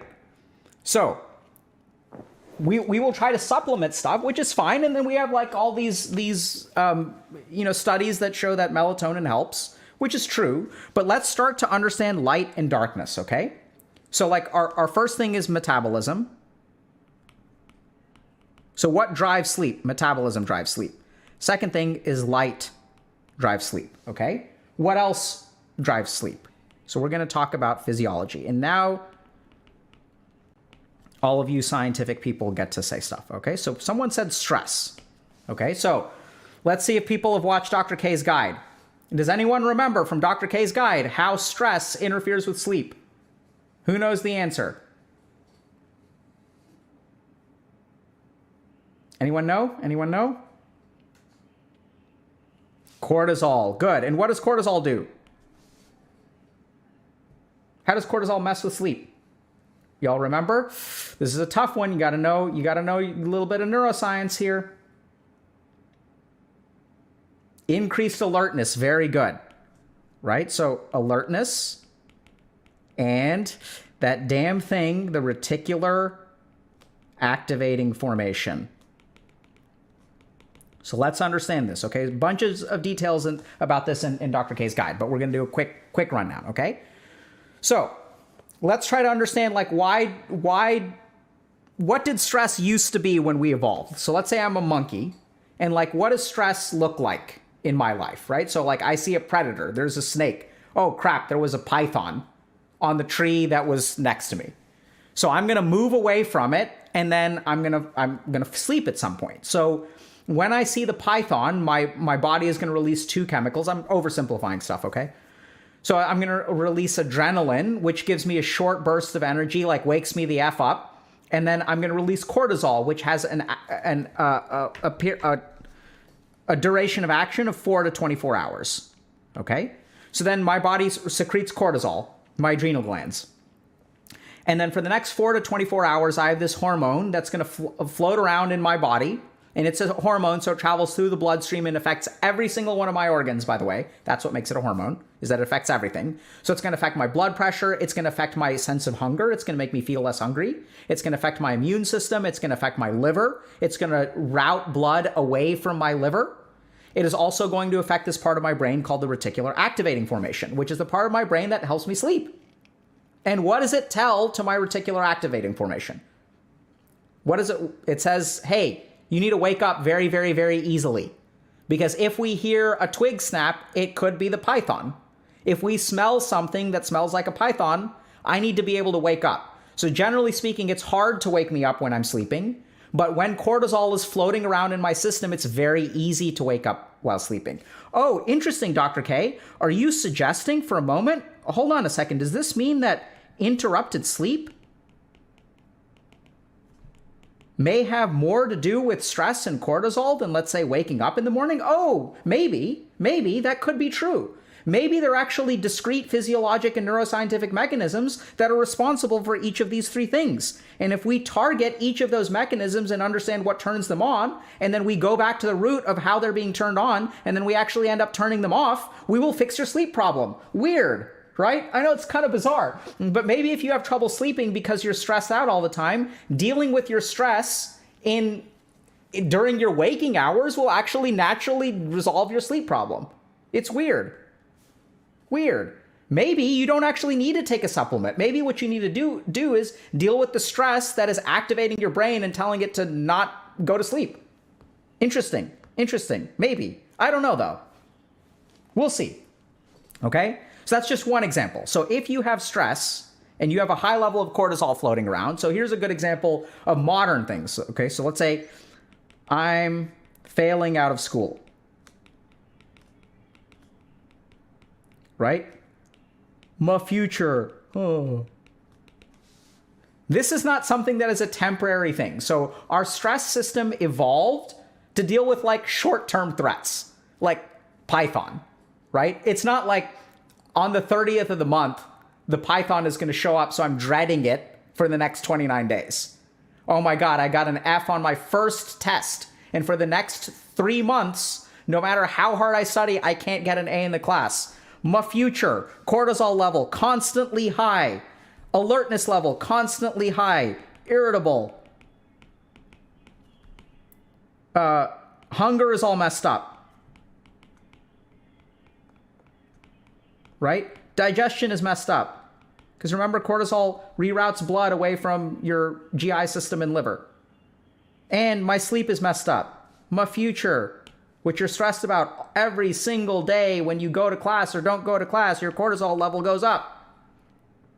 And then you can't sleep because your reticular activating formation of cortisol is like, hey, better sleep lightly because we're going to get screwed. Because our system, our biological machinery cannot differentiate between a tiger in the woods and failing out of school. Like, it just doesn't have the sophistication to do that. And then what happens is, oh, my sleep sucks. Let me take this herb and that'll fix it, right? And then you wake up the next day and you're tired because you've got the herb floating around in your system. GG. Okay?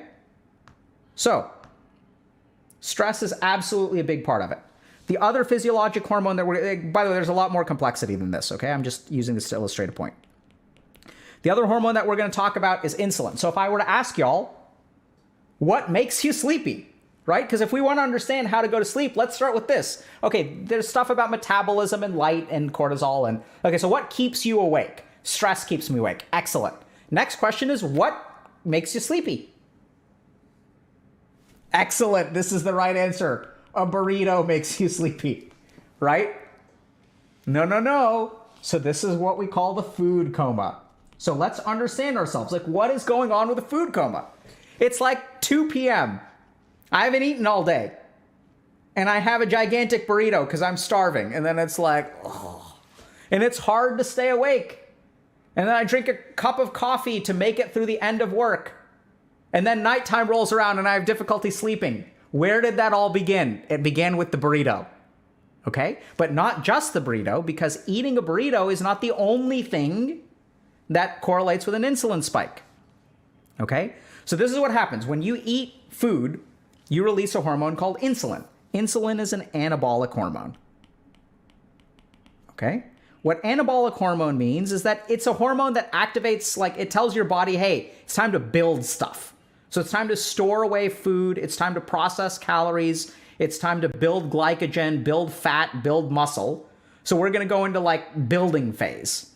And when we go into building phase, like, we get sleepy because our body does a lot of tissue repair, for example, and building stuff while we sleep. So for example, we know that our brain grows while we sleep. We know that muscles grow while we sleep. So if you want to be a good bodybuilder, you need lots and lots of sleep because that's when your body like builds stuff, right? We're inactive. We're not expending energy. We're building things. So anabolic, sort of having an anabolic metabolism or an anabolic mode will be pro-sleep.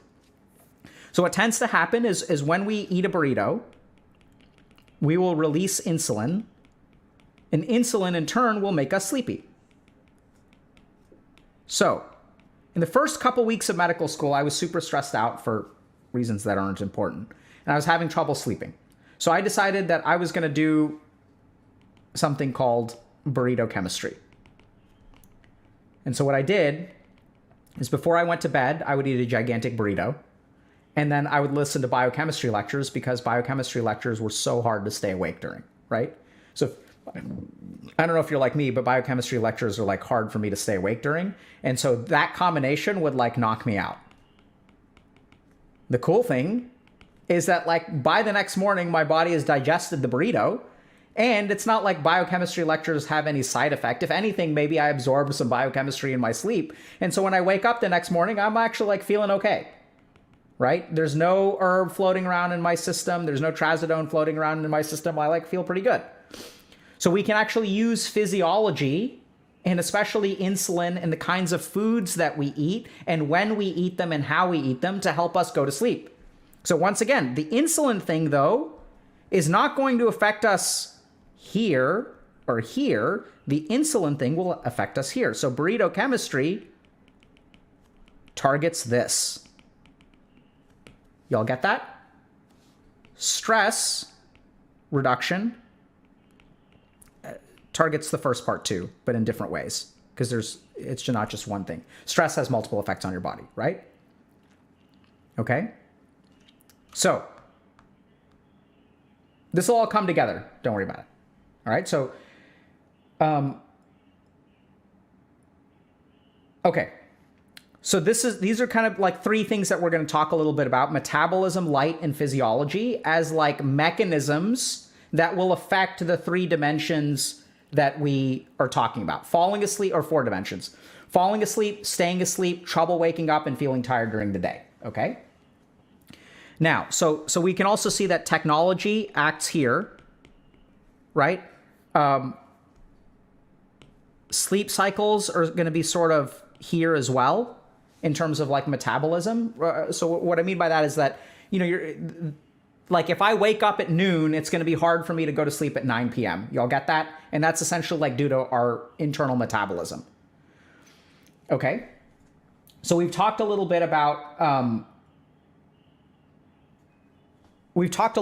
these three dimensions. So let's go back to our diagram, and now we're going to start talking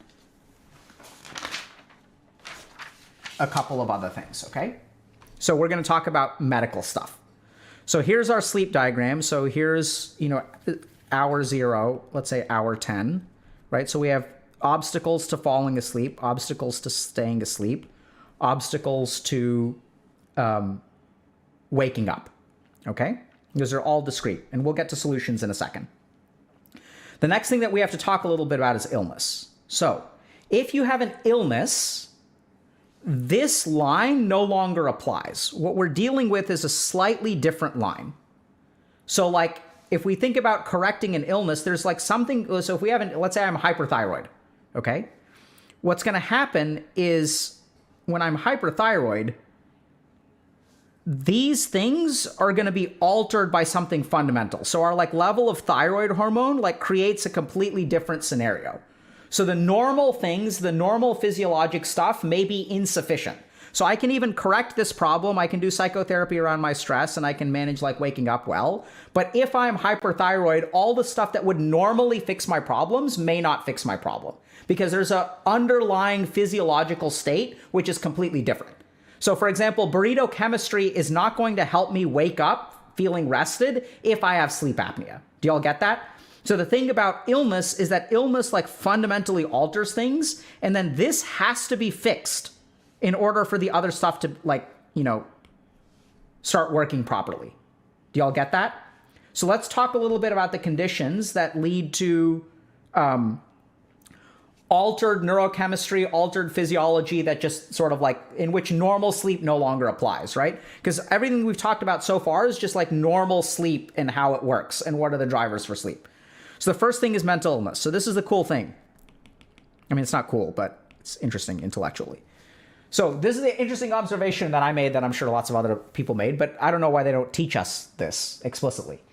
So the common denominator for every psychiatric illness, depression, anxiety, psychosis, OCD, is impaired sleep.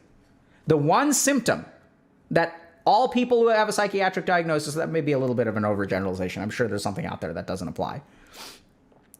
Like maladaptive daydreaming or something. But generally speaking, if you look at the common denominator for all mental illnesses, it is impaired sleep.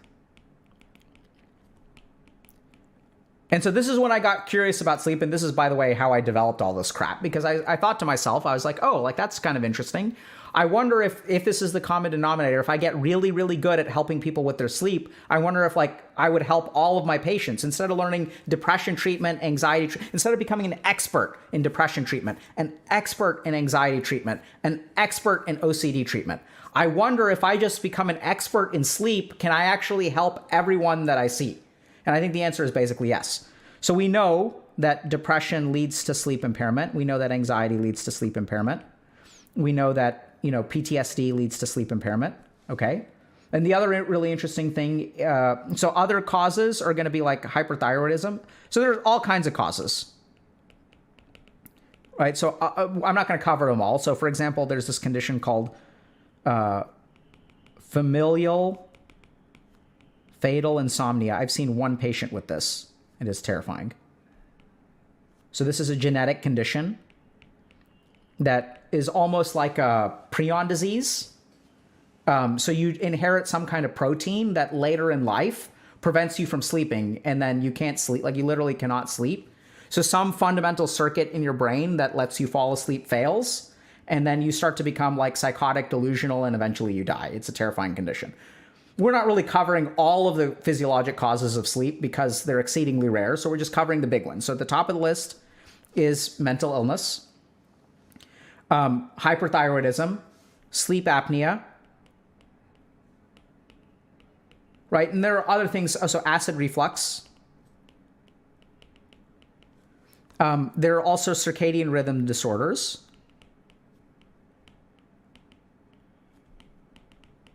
So these are things like shift work disorder.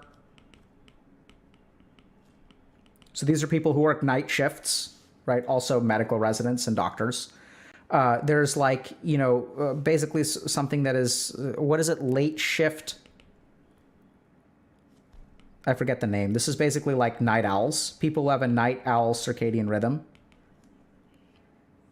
There's like circadian rhythm, like NOS. There's a bunch of these diagnoses.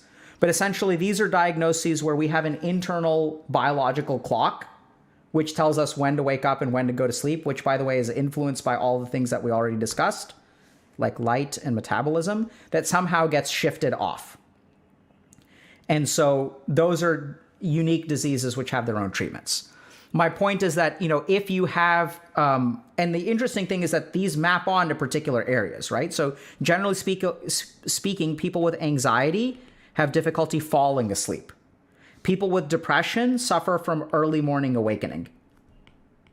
So in the case of depression, we see something very interesting, which is even if you go to sleep late, like if I have trouble falling asleep and I go to sleep at midnight, I wake up at 4 a.m. every day and I feel super depressed and my mind is racing, right? So these discrete processes, PTSD tends to happen here. Have difficulty staying asleep. Why is that? Because they have nightmares. Right? So we even have some medications like prazosin, which will stop nightmares and help people with PTSD sleep through the night. So people with PTSD don't necessarily have troubles falling asleep or waking up, even if they have trouble waking up, the reason they have trouble waking up is because their sleep is disturbed in the middle of the night. Right? So we can even see amongst mental illnesses, not all of the insomnia is the same. Like there are discrete, different sources of insomnia that particular mental illnesses will target and damage, which results in these three buckets. So hyperthyroidism, for example, will act here and here, really. But we'll see, like a lot of times people will have difficulty falling asleep if they're hyperthyroid. Sleep apnea sort of is noticed here, but is really a problem over here. Okay, this is really where sleep apnea acts. So once again, we've got like tons of evidence that insomnia is not all the same. So if you're listening to your favorite wellness podcast and they're like, oh, this thing helps with sleep, like, I think the reason that everyone is still having sleep problems, despite the fact that we have 1,000 wellness podcasts, is because I don't hear anyone talking this specifically about sleep. And that's like why the problem is persisting fundamentally. So if we have reflux, for example, reflux acts here and here. So people can have trouble falling asleep if they have reflux. So just to understand this a little bit, so reflux is when you have stomach acid, which normally belongs in the stomach, and the stomach is a high acidic environment, so is protected against the high acid. Our esophagus, which is the pipe that connects our mouth to our stomach, shouldn't have stomach acid in it. Stomach acid will damage it. So when we have reflux, we have a lazy valve or lazy flap that allows acid to leak from our stomach into our esophagus. Then the esophagus starts taking acid damage every round. As it starts taking acid damage, you're like being injured, and it releases all kinds of inflammatory chemicals, bumps up your cortisol level, and causes all kinds of problems, right? So reflux can actually cause this as well. So this is the kind of thing where as long as you've got reflux going on, I mean, you cut out caffeine all you want to, but as long as you've got that reflux signal, you can deal with your internal worries about how your life is never going to go anywhere or whatever. You deal with all that crap. But as long as the reflux is creating a physiologic, like, you're sitting in a pool of acid, your esophagus is sitting in a pool of acid, that's going to create a physiologic effect, which will make it hard for you to sleep. Okay? So the key thing here is that different kinds of illnesses are going to alter the general trajectory that you're working with, right? That's why we call it a pathology, because it changes the game. And so playing a normal strategy of trying to use burrito chemistry, or, leveraging, like, having a healthy, like, light kind of balance will result in what won't work properly because there's some other confounding factor, okay? So let's talk a little bit about solutions for sleep, okay? How we doing so far, chat? Y'all doing okay? We're like 1 hour in, so we're going to pause. We can actually stop. We can do solutions later.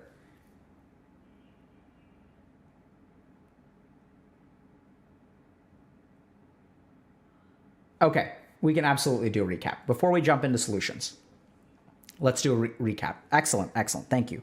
Okay, so let's start from the top. Okay, the first thing is, despite an increase in the amount of science and an increase in the dissemination of scientific information, why is insomnia such a problem? So I believe it is generally a problem because scientific studies look at populations and do not recommend like individualized treatments for insomnia, right? So like you can have all these general recommendations, do this for sleep, do that for sleep, and we're about to get to those. But the key thing to understand is that insomnia is not homogeneous. It is not one thing. It is a constellation of different things. And if you want to conquer your insomnia, what you need to do is start to figure out first what kind of insomnia you have, because each one has a different solution. So if we talk about why people have trouble sleeping or what their perception is, they say, my sleep sucks. What that means, they could be talking about one of four things. Number one, they have difficulty falling asleep. They're staying awake. They go to bed on time. They're tossing and turning, and they're not able to fall asleep. Number two, even if they do fall asleep, they're tossing and turning all night. They wake up in the middle of the night. They don't feel like they get restful sleep overnight. So when they wake up in the morning, they feel unrested. Number three, I have difficulty waking up. So this could be related to number two or related to number one, right? If I toss and turn for 2 hours and I don't actually go to sleep on time, let's say I go to bed at 10 p.m. and I have to wake up at 6 a.m., but for the first 2 hours I'm tossing and turning, then I'm going to wake up tired. Or if I do go to bed at 10 p.m., but if I'm tossing, turning all night, I'm going to wake up feeling tired. Some people have difficulty just waking up, even if they do go to bed on time, and even if it does appear that they sleep pretty well. The fourth reason that people say that their sleep sucks is because they're tired during the day or in the morning, okay? And the key thing here is that if we want to conquer insomnia, we have to know which one is our problem, because each of these involves different mechanisms. And if we fix those mechanisms, we can fix our sleep. Okay? So then we got to this diagram, which is sort of like, okay, hold on a second. Let me actually, right? So the solutions that society tends to offer us tend to be like, instead of focusing on falling asleep, staying asleep, or difficulty waking up and offering us a tailored solution, what we tend to do is recommend things just blanket, right? Take this herb, smoke marijuana, drink alcohol, do CBT for insomnia, take this medication that is prescribed by a physician. And all of these things don't account for any of the specificity of what is causing our sleep problem. We're just taking a huge hammer to the problem, which in turn means that we wake up tired in the morning because we're not dealing with the root of the problem. Then we enter into this cycle where I wake up tired, so I need marijuana to fall asleep, and then I pass out, and then I get low quality sleep. I wake up tired, then I have to drink coffee. And since I drink a bunch of coffee, I can't fall asleep. Since I can't fall asleep, I need more marijuana, right? So we end up in this vicious cycle where like our solutions become our problems. So in order to understand this, I think the key solution is like, let's understand like how sleep works. Like, what are the basics of sleep? What helps us fall asleep? Why do we fall asleep? Why do we get sleepy? Why do we have difficulty waking up? What determines when we wake up? Because think about that for a second. It's really interesting, right? You don't need anything to wake you up. Like if you go to sleep now, you will wake up at some point, right? So there's some internal mechanism that causes you to wake up. What are the mechanisms that cause you to wake up? What are the mechanisms that cause you to go to sleep? So we talked about a couple of those. Metabolism, right? So over the course of the day, we build up metabolic waste products. When we go to sleep, we clear those metabolic waste products. When we clear those metabolic waste products, we tend to wake up. Okay, this is why if you, for example, if I have a 36-hour shift as a doctor, I'm not going to wake up in 8 hours. I will be sleep deprived.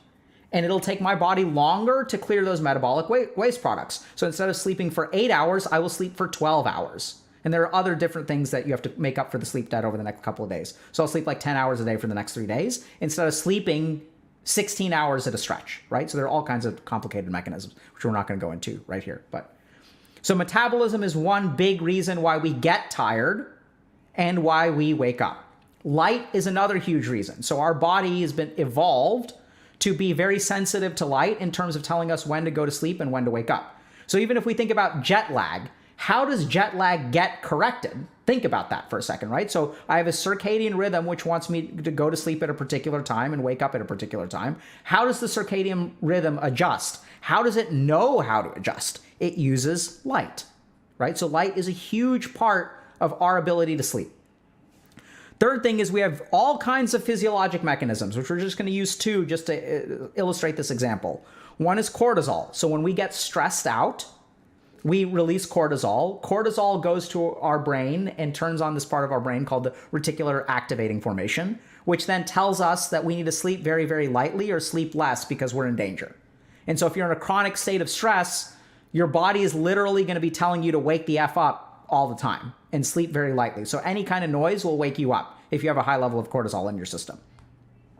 So in order to fix that problem, you have to deal with the underlying stress and then you'll be able to sleep better. The other thing that we talked a little bit about is insulin. So when we eat food, we secrete insulin. And when we secrete insulin, it makes us sleepy. Okay? So then we've talked about mental illness, that all of these mechanisms are fine and good, but this is in a normal, healthy, functioning human being. If you throw on some kind of mental or physiologic illness, you're playing a completely different game with a completely different set of rules.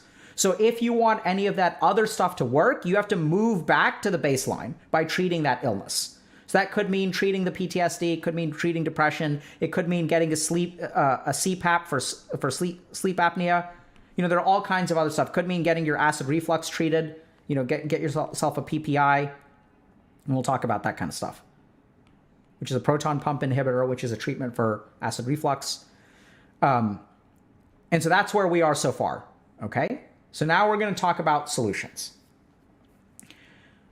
So the first thing that you should do, we're going to start with, let me see. Okay, let's start with general solutions, and then we'll get to specifics, okay? First thing you should do is get a medical evaluation. And why should you start with this? You should start with this because if any of these things is going on and you're not aware of it, like the rest of the stuff may not work, right? This could be a really simple fix. If there's actually some kind of pathology going on, like if you can correct your thyroid level and like easy, done, finished, right? So this may be the biggest bang for your buck, okay? Next thing you should do is diagnose your sleeping problem. And I don't mean like give yourself a medical diagnosis. So maybe isolate is a better word. So this is where you can use something like a sleep diary and try to figure out, okay, what is actually my sleeping problem? Is my problem that I have difficulty falling asleep? Is my problem that I have difficulty staying asleep? Is my problem that I have difficulty waking up? Is my problem that I feel tired during the day? And be a little bit careful and be critical. And this is where you want to like measure stuff, right? So people will say, oh, my problem is that I get 3 hours of sleep a night. But if you actually use a sleep diary, what you will discover, you will uncover the sleep misperception, which is that you actually fall asleep around 11, and then you may have opened your eyes briefly at like 2 in the morning, and then you actually get out of bed at 7. And you may discover that you're actually sleeping a normal amount. And then that should trigger something really interesting, because now you know, okay, so there's something else going on. I'm actually sleeping 8 hours a day. So components of a sleep diary, which we'll try to put together some kind of like worksheet or something for y'all. But what time do you fall asleep?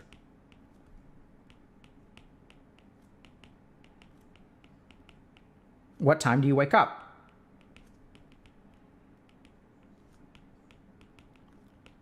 How rested do you feel on a scale of 1 to 10? Right? So do this every day for a month. Other things you can do is like other things that I would add is like, what is your technology use before bed? What was your bedtime routine? What was caffeine, alcohol, marijuana intake like that day? Right? So like, what did you do in the 4 hours before bed? Any particular sources of stress that day? Right? So you should start like collecting data over time. There are other things that we'll add to the sleep diary. We'll try to put something together for y'all that's pretty comprehensive. But you want to check this stuff every single day, right? You can even include some stuff about dreams if you want to, but we'll get to that in a second. So this is where you need to collect really, really high quality information so that you can make a targeted intervention that will work for you. Okay, so sleep diary is really important. Next thing, okay, so now just general solutions. So the first thing is time outdoors. So every day you should spend at least 1 hour outside if you can. Okay? So like, this is the biggest problem that I see with the gaming generation is like, we live in a cube, right? Especially if we're like really hardcore gamers, or like, you don't have to be a hardcore gamer, especially during COVID. We wake up, we stay indoors, let's say we shower. Let's say I'm like a generally healthy person during COVID, right? I wake up, I shower, I eat some breakfast, I sit down, I work for 8 hours remotely, I take a break, I watch some TV while I have a late lunch, right? Because like, I'm not going to just sit there and eat my food. I'm going to have some kind of technology while I'm doing it. I'm going to like watch something or listen to something or whatever. And then I'm going to like log on with my friends and I'm going to game for a couple of hours. And then I'm going to wrap up the day with some Netflix and then watch YouTube videos on my phone before I go to sleep, right? So I've just been in this damn cube the whole time. So I have no outdoor stuff. So then what does that mean for my sleep? How does my body know that it's bedtime? It has no idea. How does it know when it's daytime? It has no idea. It's not seeing any horizons, which is really important, actually, for your eyes and stuff like that too. It's not getting exposed to a large amount of light, right? It's just the same damn even walls, even windows. Maybe you get a little bit of light. Even light from our computer screen. So it's getting the same stimulus all day long and all night long. There isn't a difference in the kind of stimulus it gets. So it gets confused from a circadian rhythm. So I know it's kind of weird, but go outside during the day and at dusk, if you can. This is ideal. This is huge. Okay? So this will start using a lot of good, like, light information. Like your body, you'll be sending all kinds of signals to your body. And there are all kinds of mechanisms I haven't even touched on. So for example, you will produce vitamin D, which in turn will decrease your depression, which in turn will move you in this direction. Cool. Right? So spend some time outdoors. Next thing. Structured bedtime routine. We are creatures of habit. Our brain likes habit. Who here has to concentrate every time they brush their teeth? No, you don't need to concentrate anymore. Your brain has formed a habit. Help your habit work for you. Okay? So develop a bedtime routine. So for 2 hours before bed, no screens. This is so hard. Oh my God, Dr. K. How am I supposed to not use a screen before bed? It's impossible. Couple of really good rules. No phones in bed. Also applies to tablets, switches, laptops. Just no phones in bed, right? That's hard, Dr. K. I understand that it's hard. It's just you need to decide. What do you prefer? Would you rather have your phone in bed or would you rather have a good night's sleep? You have a choice. I'm not saying you have to do it. I'm just saying if you want a good night's sleep, you start with no phones in bed. And this is where I'm going to help you all out a little bit. I'm not going to just leave you with that decision all on your own. So I think this is where the biggest challenge that we face is that for the 2 hours before bed, we don't know what to do. Right? It's like if I'm not on my phone, because if you think about like when do you pull out your phone? You pull out your phone during periods of boredom or transitions. When there's nothing else going on, you pull out your phone. If you're in a transition point, you pull out your phone. If you're waiting for your friend to pick you up and they're going to be there in 5 minutes and you're ready, what are you going to do in those 5 minutes? You're going to pull out your damn phone. Right? You're not going to sit there. You're going to pull out your phone. Toilets, transitions. Right? That's when we use our phone. The problem is that once you start scrolling, it's going to inhibit your melatonin production, right? So screens inhibit melatonin and are also going to activate mental function. So this is what I want you all to understand about your brain. You know how you don't cook food and put it straight into the fridge? What do you do with food before you stick it in the fridge? You got to let it come to room temp. You got to let it cool down.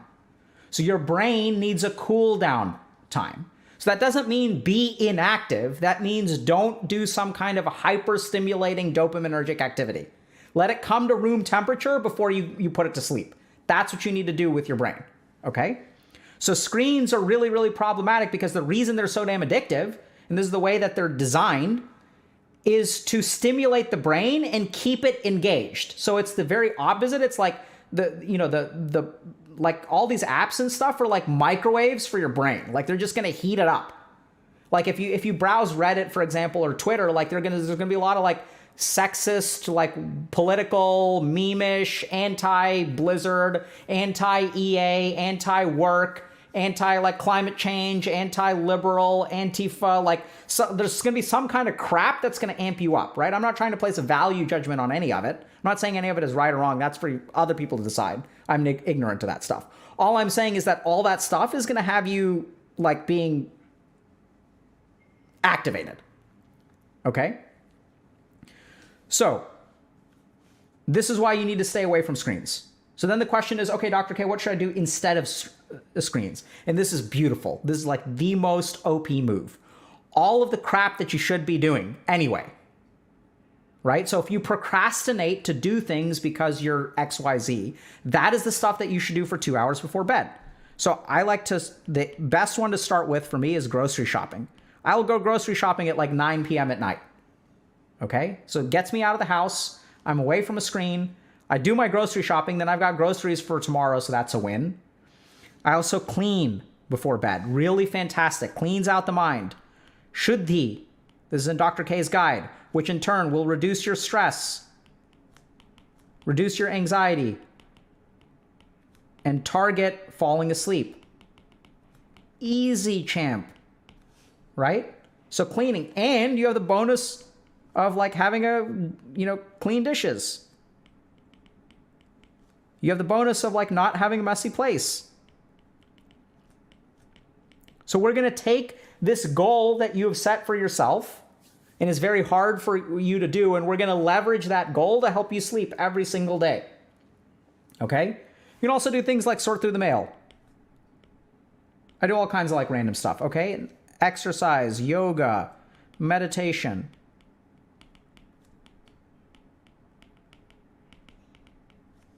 Okay, and then some people will say, but I thought you weren't supposed to exercise before bed.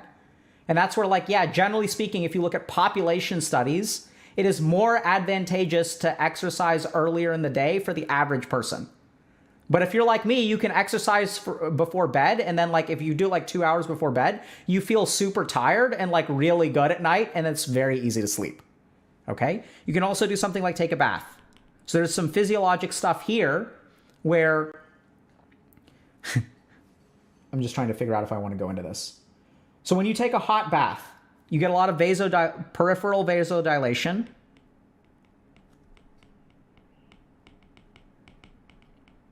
And then after the bath, you get alterations in blood vessels that make you sleepy. I'm not going to go into more detail, but not here. But there's a lot that goes on there, right? So you can use like physiology there too. Okay? Other things that you can do. So if you're bored, right? So I'd say audio stuff is totally fine. Physical books, totally fine. Be careful about what you read, but generally speaking, like I'll listen to like spirituality lectures and podcasts and like stuff that's like interesting and that like I'm glad the next day that I learned something, but it's not so intellectually stimulating. Like I would not read like a horror novel before bed, right? Unless that works for you. I mean, it may work for you. But you can, like, all that stuff that you want to learn, like, you want to read more nonfiction, you want to, like, learn more about Stoicism, get yourself an audiobook and just listen to it in bed, okay? We'll talk a little bit about meditation in a second. And then last thing is food, okay? So here's our tip for eating. So here's the diet that I would recommend for the average person who wants to use that insulin spike in their favor. So I'd say start breakfast with something like oatmeal, high fiber, high satiety, low calorie food. Okay? So if you don't do this, you will have a huge lunch. Okay, so we don't want a huge lunch. We want some kind of high fiber, high satiety, like pile of stuff in your stomach so that you feel kind of full. You need to eat a preemptive lunch. So if you wait too long, this calorie deficit, which you've already built up, is going to cause you to crave really unhealthy food. So you want to have like a gigantic pile of oatmeal at like 8 a.m., with berries, and then you want to fix yourself some kind of like sandwich or something, like even before you get hungry at like 11:30, eat a sandwich or something. Not too calorie dense, but you want to avoid being super hungry at 11:30 or at noon actually. So you got to eat early, okay? Then what's going to happen when evening rolls around, like when 6 p.m., 7 p.m. rolls around, you're going to be famished because you're like kind of calorie deficit for the day. And then I want you to eat whatever the hell you want. So go to town on the burrito. Okay? Hit that food coma, veg out for a little bit, go through your bedtime routine, and then just pass the fuck out. Okay? This is really, really, really important. Okay. So there's an important point. So a lot of people say, I do bodybuilding. What about this? What about gaining weight? It takes about 3 days to reset your sleep schedule. So all this stuff, you can start to adjust these things, but to reset your sleep schedule, all it takes is 3 days, generally speaking. So it's okay to do this for 3 days, and then you can adopt healthier eating habits afterward, because then you've got other stuff going for you, right? Now your circadian rhythm, after 3 days, your circadian rhythm is adjusted. It's going to be easy for you to fall asleep at 10 p.m. So you don't need the burrito to get you into the coma, right? At that point, this stuff will be enough. Okay? So these are general tips for sleep. Okay. Other things to remember. So last point that I'll kind of share is that generally speaking, it is easier to wake up when you're tired than it is to go to bed when you're not. Okay?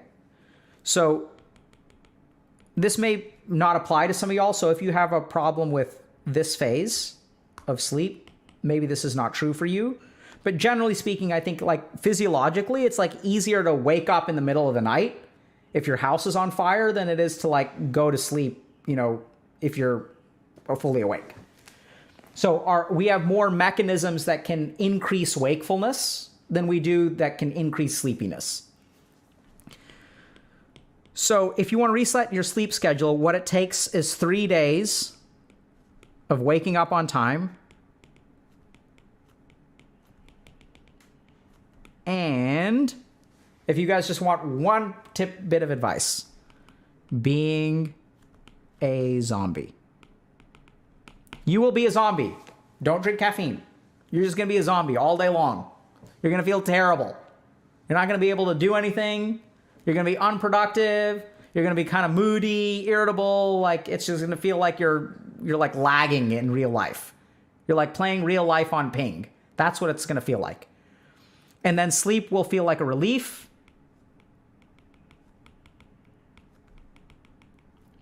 Next day, you're going to wake up. You're going to be a zombie. You're going to do that 3 days in a row. By the end of it, you'll feel amazing. You'll have detoxed off of caffeine.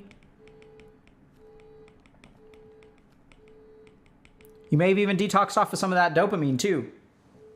And your circadian rhythm will be reset and then you'll be like golden. Okay? You just have to understand that you have to you're going to be a zombie for a while. Okay?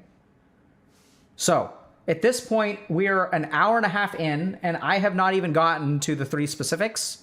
So I think we're going to save that for another day. So what we'll have maybe next time is specific strategies for if you have trouble falling asleep, staying asleep, and waking up. Right? So how can we look at please today? Okay, well, we can do it today. That means that's all we're going to do today. I gotta check.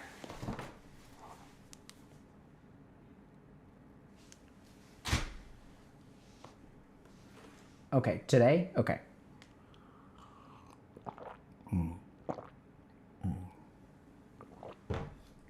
So good.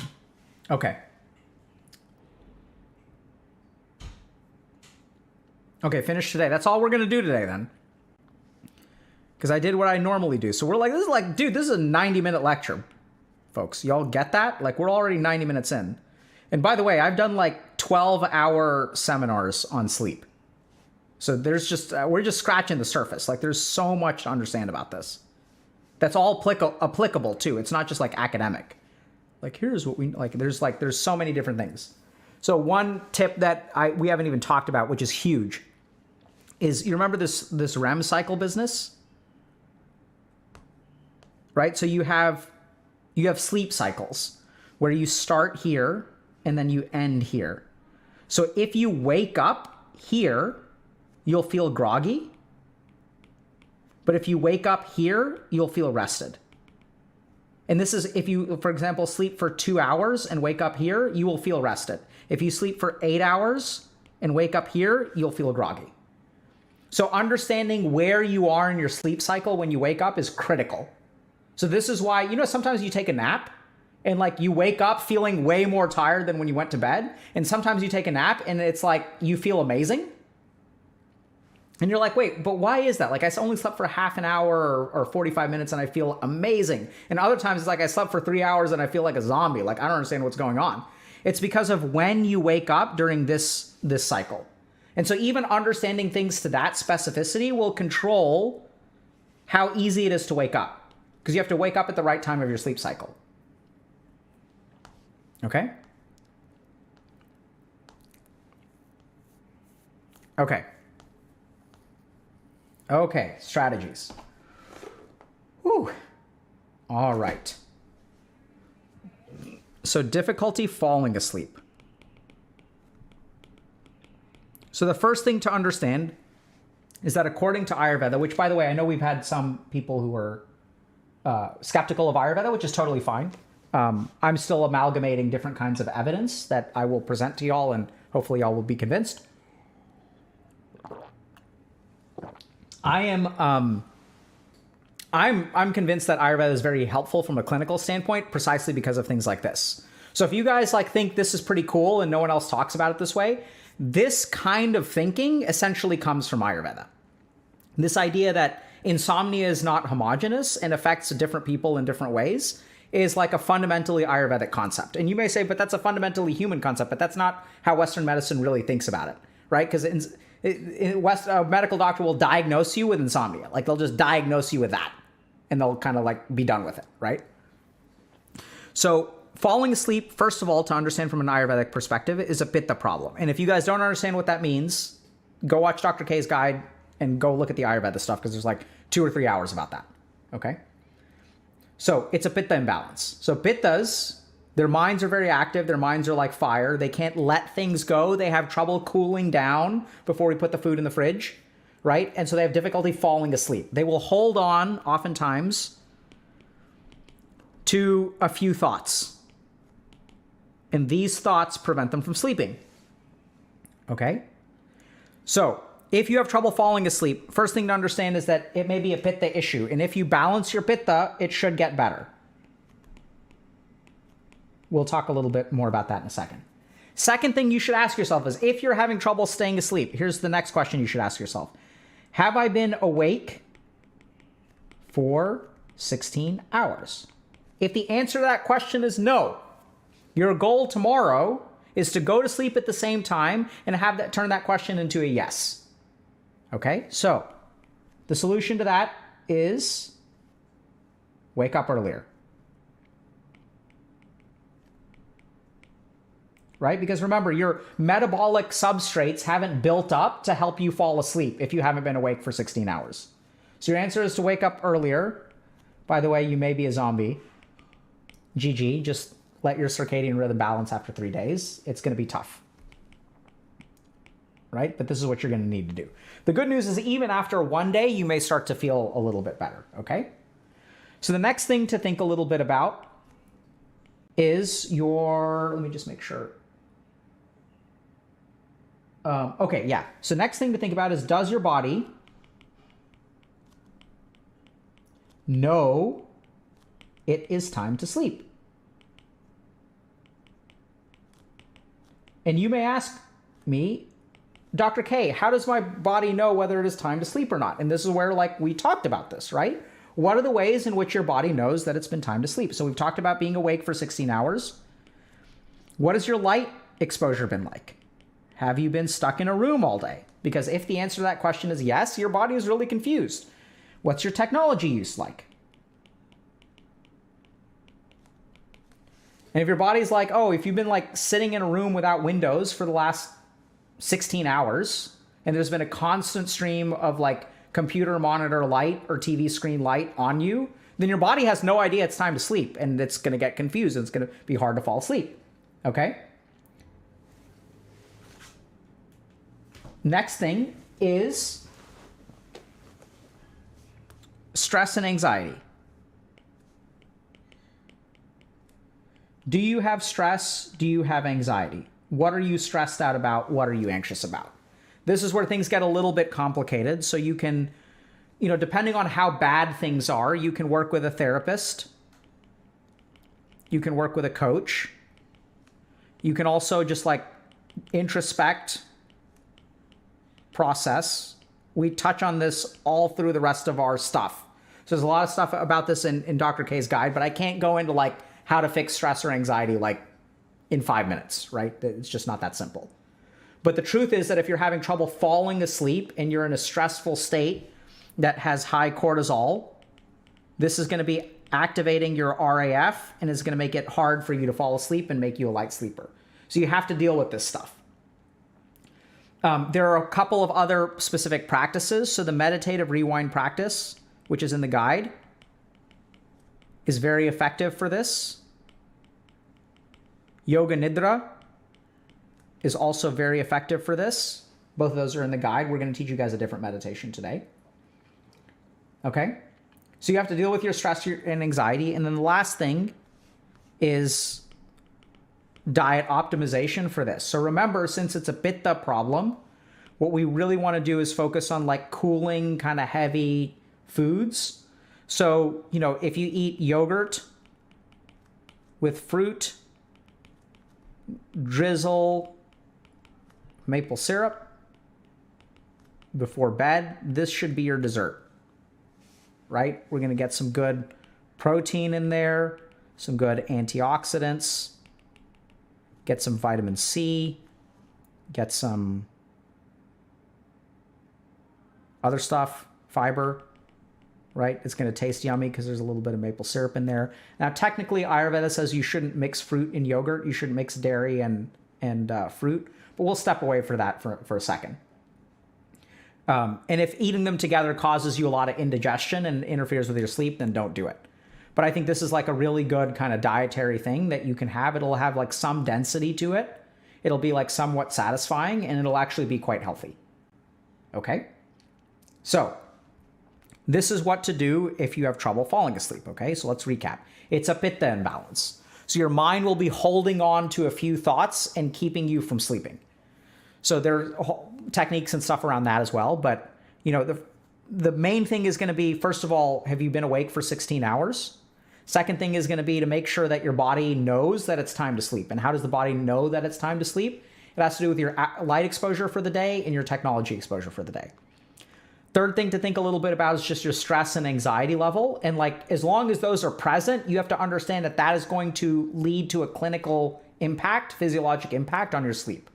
So you can try to do all kinds of other stuff, take supplements or whatever. But if you really want to be like conquer insomnia and sleep like a baby, this must be dealt with. And oh my goodness, Dr. K, that means that I can't fix it tonight? Yes, that is correct.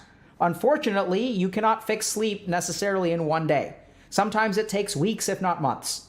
The upside is that once you learn how to do this and you process these problems, you could be sleeping like a baby for the next 5 years, right? And this is the problem with sort of like the supplement industry is like, they're not going to tell you that, right? Like everyone out there is looking for an easy fix to sleep. And so the market provides them with the illusion of an easy fix that's scientifically backed. For good reason. And then people are just like, then the problem propagates, right? And it's because all y'all want an easy solution. They're like, I just want to sleep tonight. And the truth is that if you want to consistently have good sleep day after day after day after day, it's not going to be an easy fix. Unless you've got sleep apnea. In which case, get yourself a CPAP, it'll revolutionize your life. Okay? All right, for staying asleep.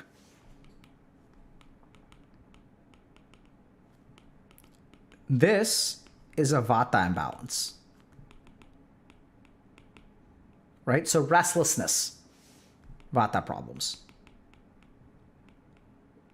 This is also where we see things like PTSD manifest, right? So you're going to get nightmares. So the other way to think about it is nightmares will not affect falling asleep or waking up, but they will affect the sleep in the middle. So there's like early sleep, mid sleep, late sleep. Okay, so key things to start with. What's your caffeine intake? Also true for falling asleep, especially if you have had caffeine. So other vata things to be aware of is technology use. So this isn't just technology use 2 hours before bed, although that'll definitely engage the melatonin circuits and things like that. But technology use throughout the day. So if you just overall reduce your technology use, and this is especially phone usage in transition points, it will help you sleep. I know it sounds crazy.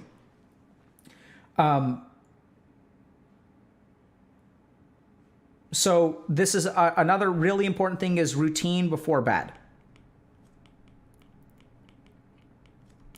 So you really want to not, so how can I say this? So for people who have trouble falling asleep, sometimes what ends up happening is that they basically, the fatigue gets so bad that it overcomes their inability to fall asleep, right? And if you fall asleep that way, your sleep is going to be disturbed because your mind is not ready for sleep.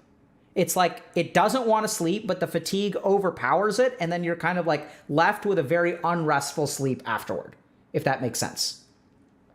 So what you want to do is really be careful about the routine before bed and the cool down period, because you want to let your body prepare for a long period of rest. So cool down period becomes really, really important. Couple of other tips here. So weighted blanket can be super, super OP. So sometimes Vatas really, really like weighted blankets. If y'all also have anxiety, so there have been clinical studies that show that weighted blankets will actually help people with anxiety sleep better. So if you want to use some device or tool to help you stay asleep. Another interesting question that I'll sometimes ask people when I'm deciding whether to recommend a weighted blanket is I will ask them, when you were a baby, did you need to be tightly swaddled to sleep? And so they'll ask their parents, and what I've seen an anecdotal correlation with like how swaddled you needed to be to sleep properly and how much you'll respond to a weighted blanket. And there's all kinds of physiologic mechanisms, psychological mechanisms, things like that are involved with weighted blankets. So you can even ask your parents, did I need to be like tightly swaddled or what? Okay. So yeah, so temperature control is also really important for the maintenance of sleep. So you may need to adjust your temperature. Yeah. The other thing you can do to fall asleep, so we mentioned a couple of these things, like audiobooks and stuff like that. Okay? Next thing is tired in the AM. Okay, so if you're tired in the morning, this is a kapha imbalance or difficulty waking up.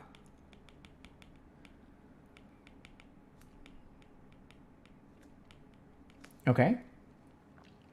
So you want to use kapha alleviating diets, right? So you want to eat food that is light, dry, and sour, right? The other way to kind of think about that is if you eat lightly the night before, let's kind of reverse the process and think about physiology. So if I don't have a burrito before bed, what's going to happen, right? So if I have a burrito before bed, let's just look at the burrito. If I eat a burrito, my blood sugar, so blood sugar is going to be white, is going to go up and then fall over the course of the night. Okay. And then when I'm going to make something called glycogen, which is my sugar stores. So my sugar stores will also like be high until I'm low, right? And so like at this point, when I wake up, let's say this is 8 a.m., I'm going to have a lot of glycogen. So I'm not going to be starving at all. So if I eat lightly instead, what's going to happen? Let's say I eat lightly and then I don't have any insulin spike. So let's take the non-burrito. Let's say light meal before bed. My blood sugar basically stays at the new glucose that I'm adding to the system stays low. And my glycogen, which is high, is going to decrease over the course of the night. And then at 8 a.m., I'm hungry. And so it'll be easier to wake up if you eat lightly, right? So glycogen stores last for about 8 hours. And so 8 hours after your glycogen starts being broken down, you will start to feel hungry.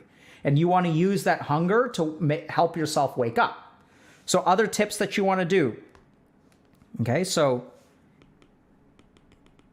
eat lightly, ideally not at all, before bed. Okay, next thing that you want to do, no blinds. So try to sleep in a room that gets sunlight. So I don't know if y'all have ever had this annoying experience Have you ever had like an experience where the sun is right in your eyes when you're trying to sleep because of like some place that you're sleeping? It's super, super uncomfortable. So no blinds. Let that sunlight hit you in the face and wake you up. Sun wakes you up. Let it wake you up. That's what it's there for. It's annoying in your eyes, right? And so it's kind of interesting because just think about this for a second. Your eyes could have evolved to be thicker. Y'all get that? Your eyes could have evolved to be blackout curtains that are completely able to black out the sun. But they evolved to be a certain degree of transparency so that your body knows when to wake up when the sunlight is in your eyes. That's the way that they were made. It's supposed to wake you up. And so when the sunlight flashes in your eyes, right, you don't want to look at the sun, just keep your eyes closed. It'll turn off melatonin production and you'll start to wake up. It's exactly like how it's supposed to happen. And if you use blackout curtains or you're in a room with no natural sunlight, it's going to be hard to wake up. Okay? So other thing is that I know it's kind of weird, but you want to try to wake up early so you can go to bed early.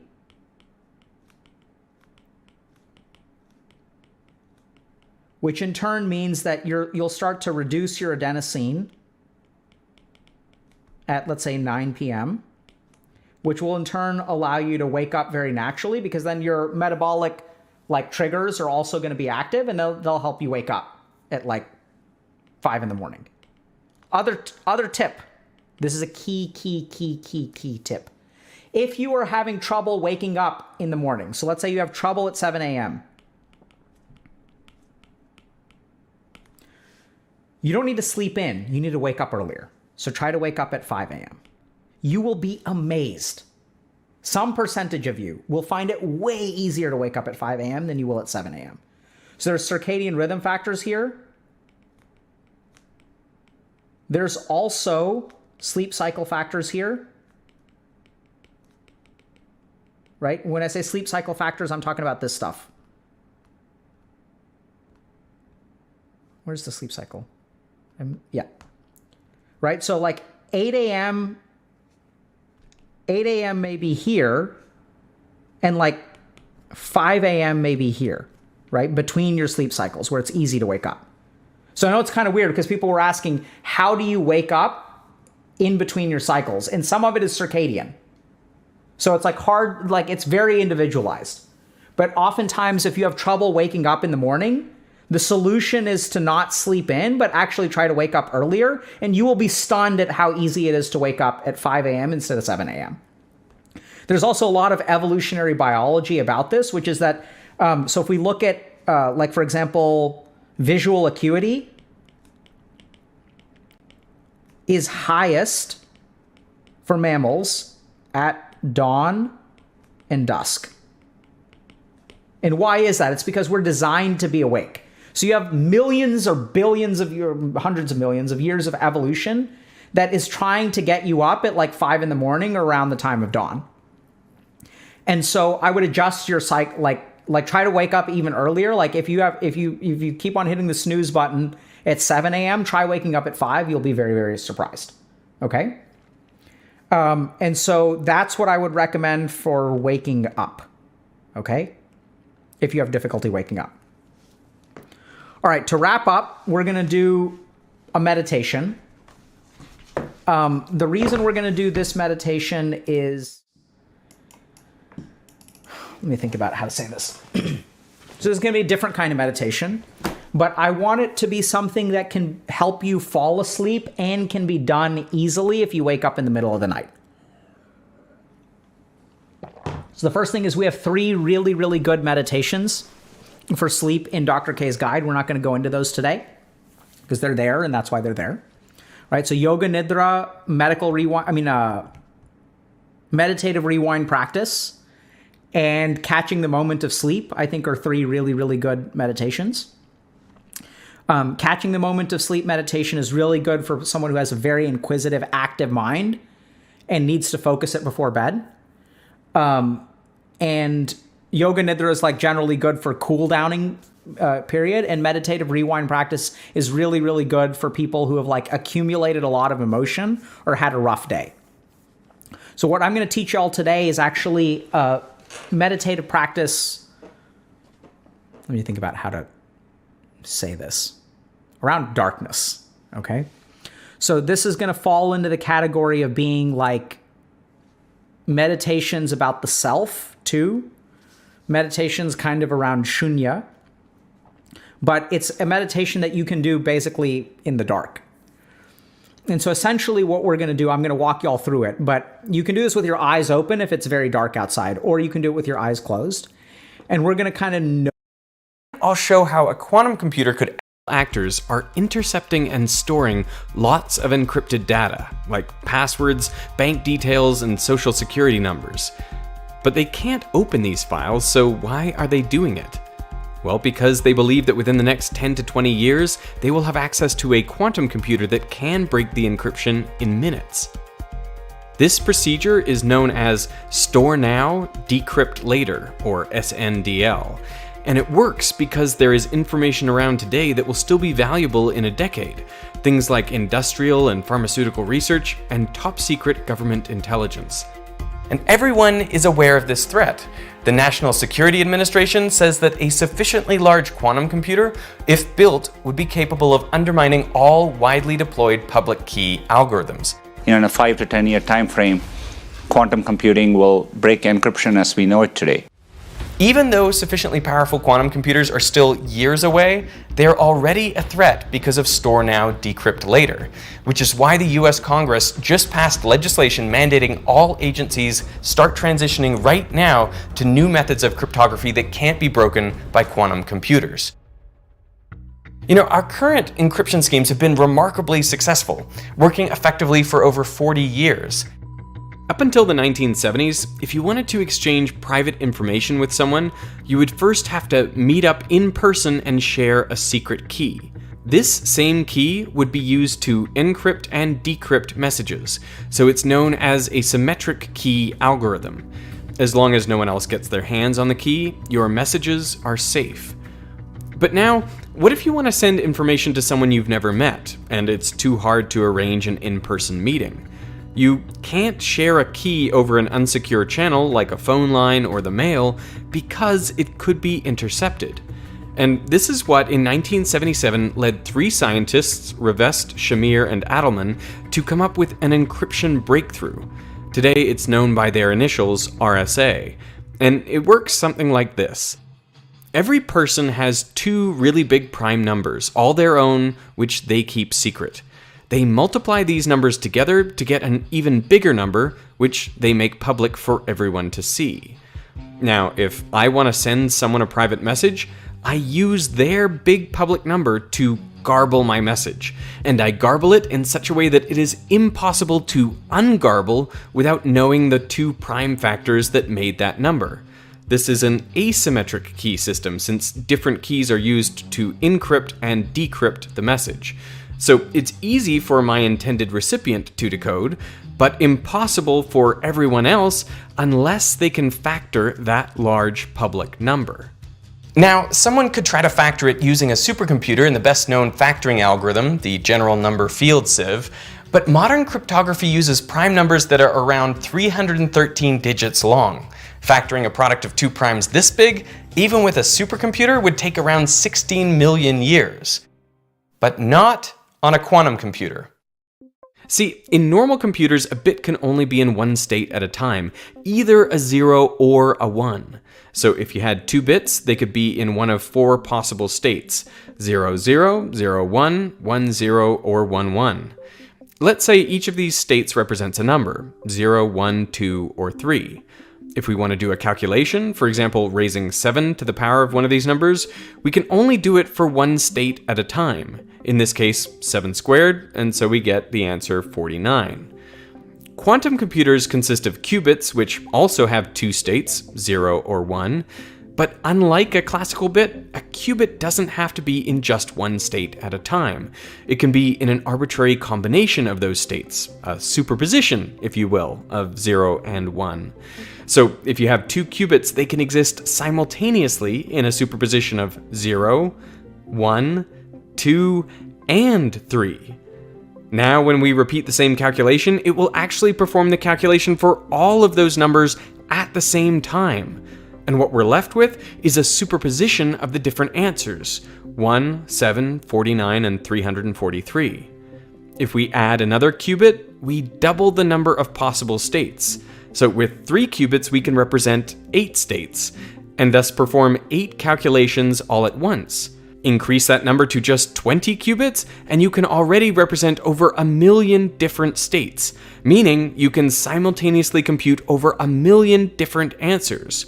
With 300 qubits, you can represent more states than there are particles in the observable universe.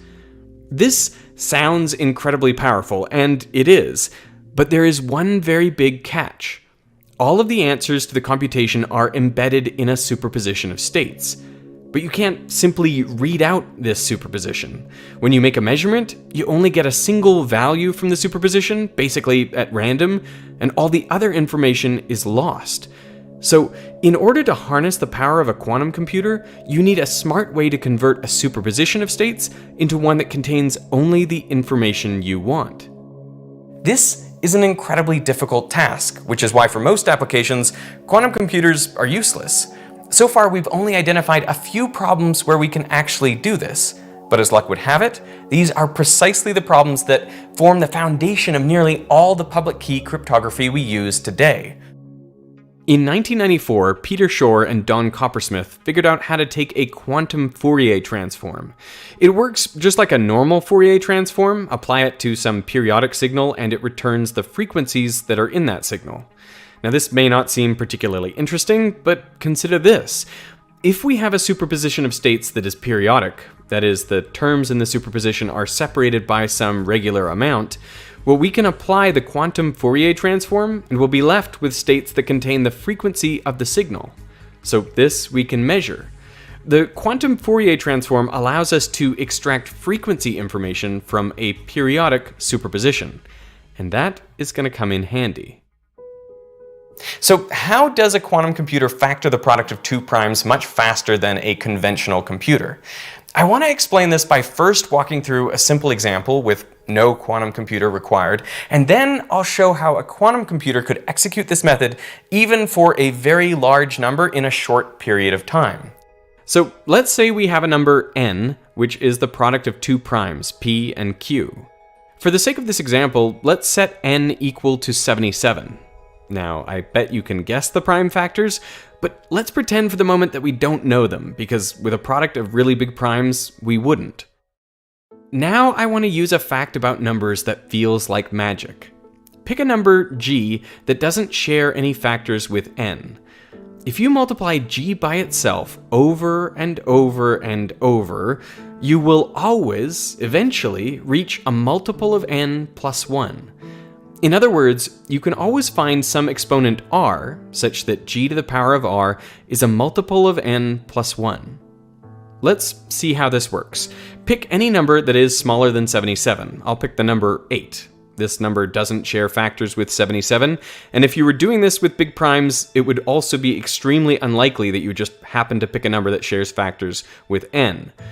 Now, multiply 8 by itself once, twice, 3 times, 4 times, and so on, raising 8 to ever higher powers, and then divide each of these numbers by 77.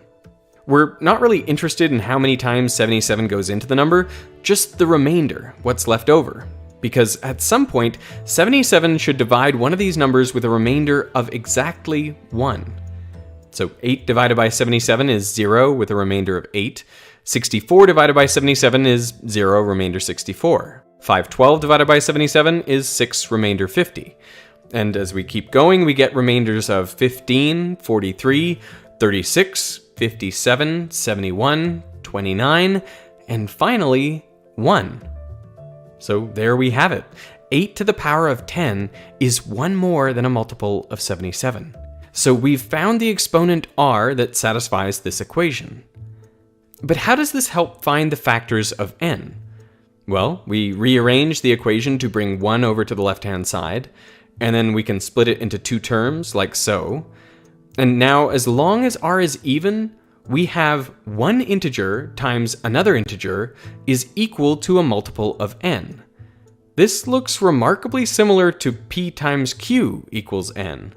I mean, since we know that p and q are on the right-hand side of this equation, they must also be on the left-hand side, just multiplied by some additional factors.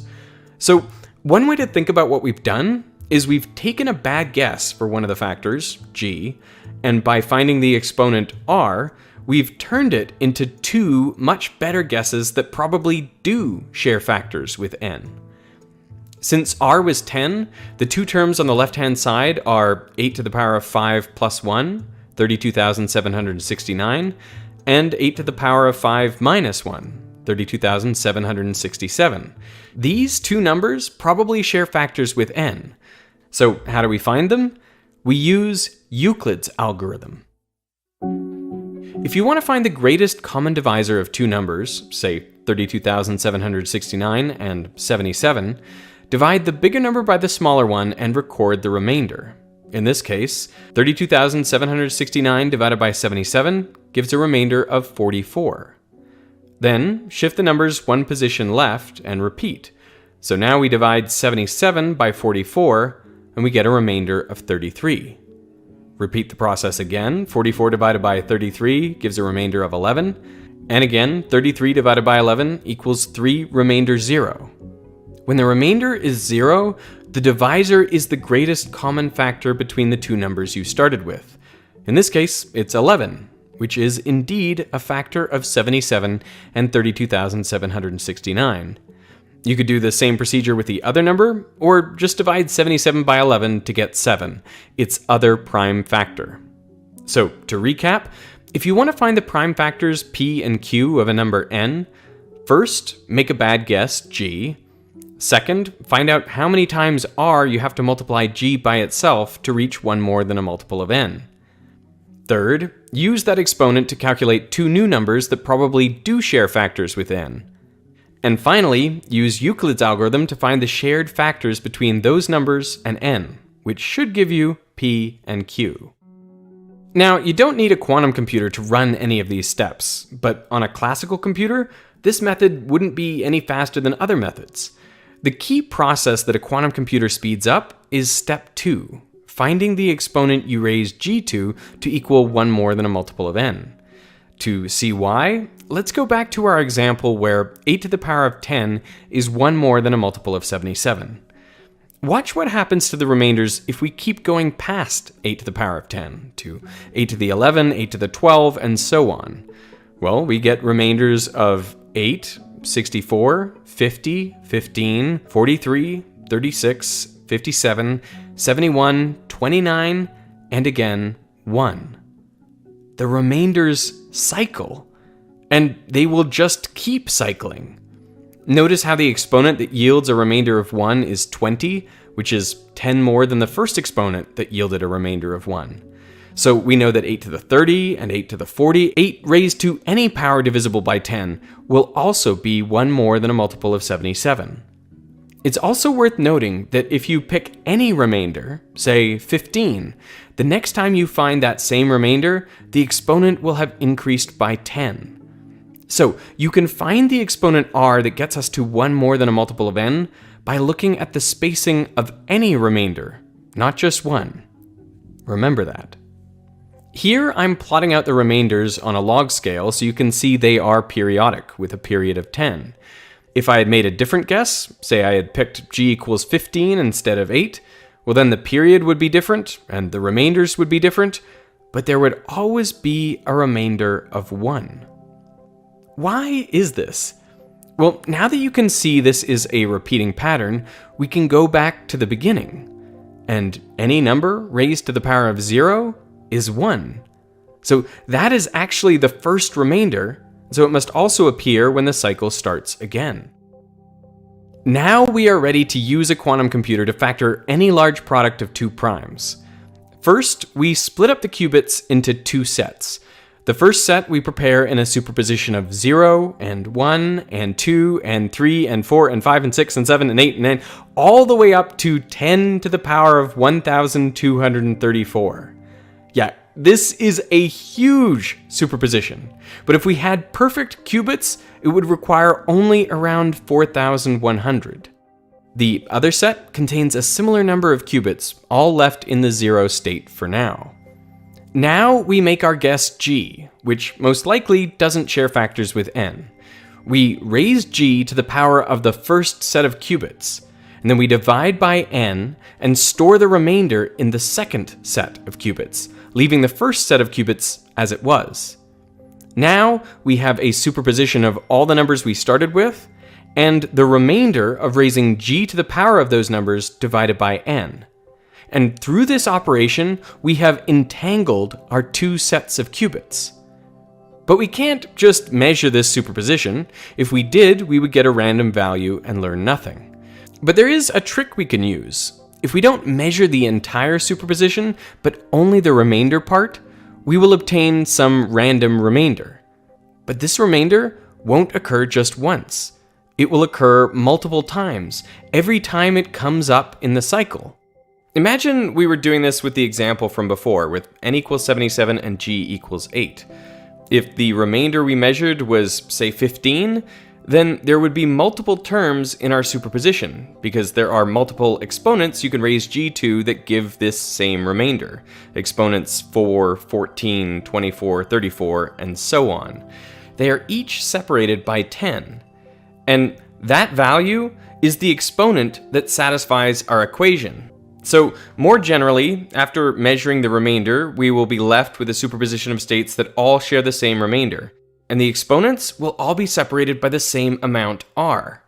This is the number we are looking for. Since the remainder is now the same for all states, we can put it to the side, and we now have a superposition that is periodic. Each term is separated from its neighbors by an amount r. If we now apply the quantum Fourier transform to this superposition of states, and I'm simplifying a little here, we will be left with states containing one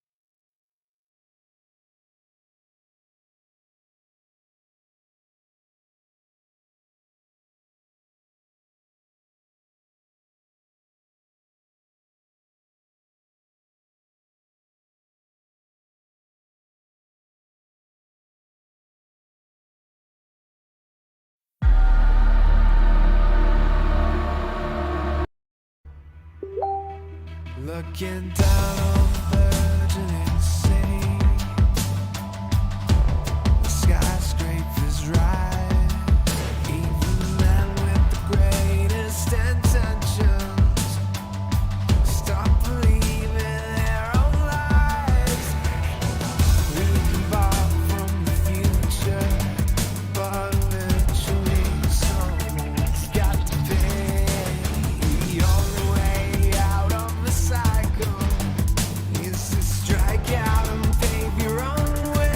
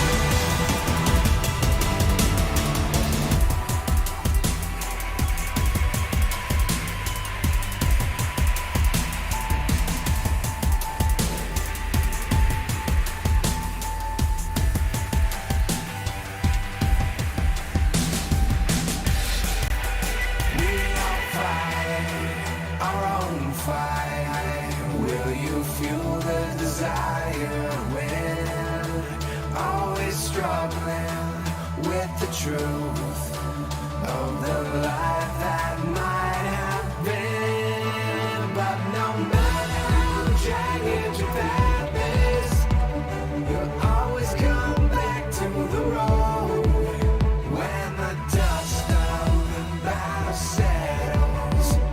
The war still rages within.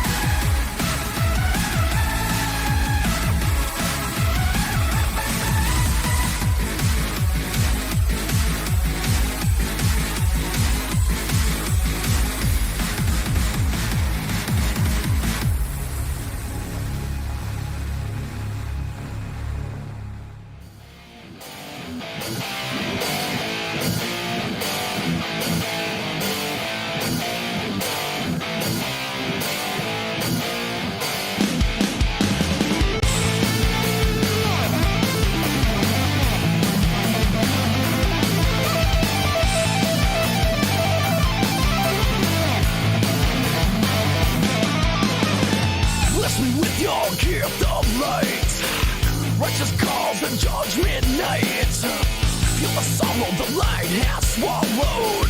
Feel the freedom like no tomorrow.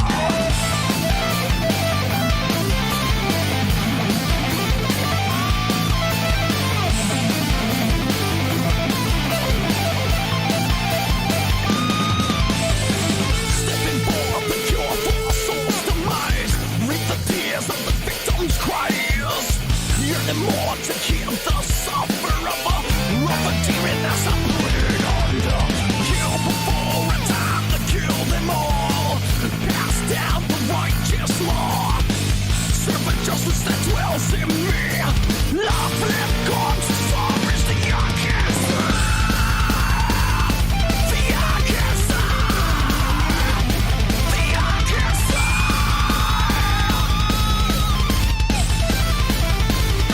The eye can see. Bless me with the leaf off of the tree.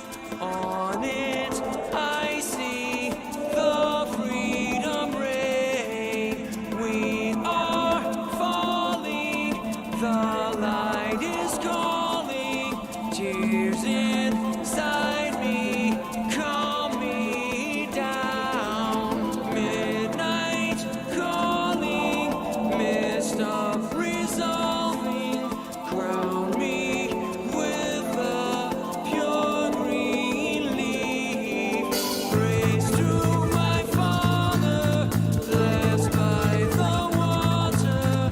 Black night, dark sky,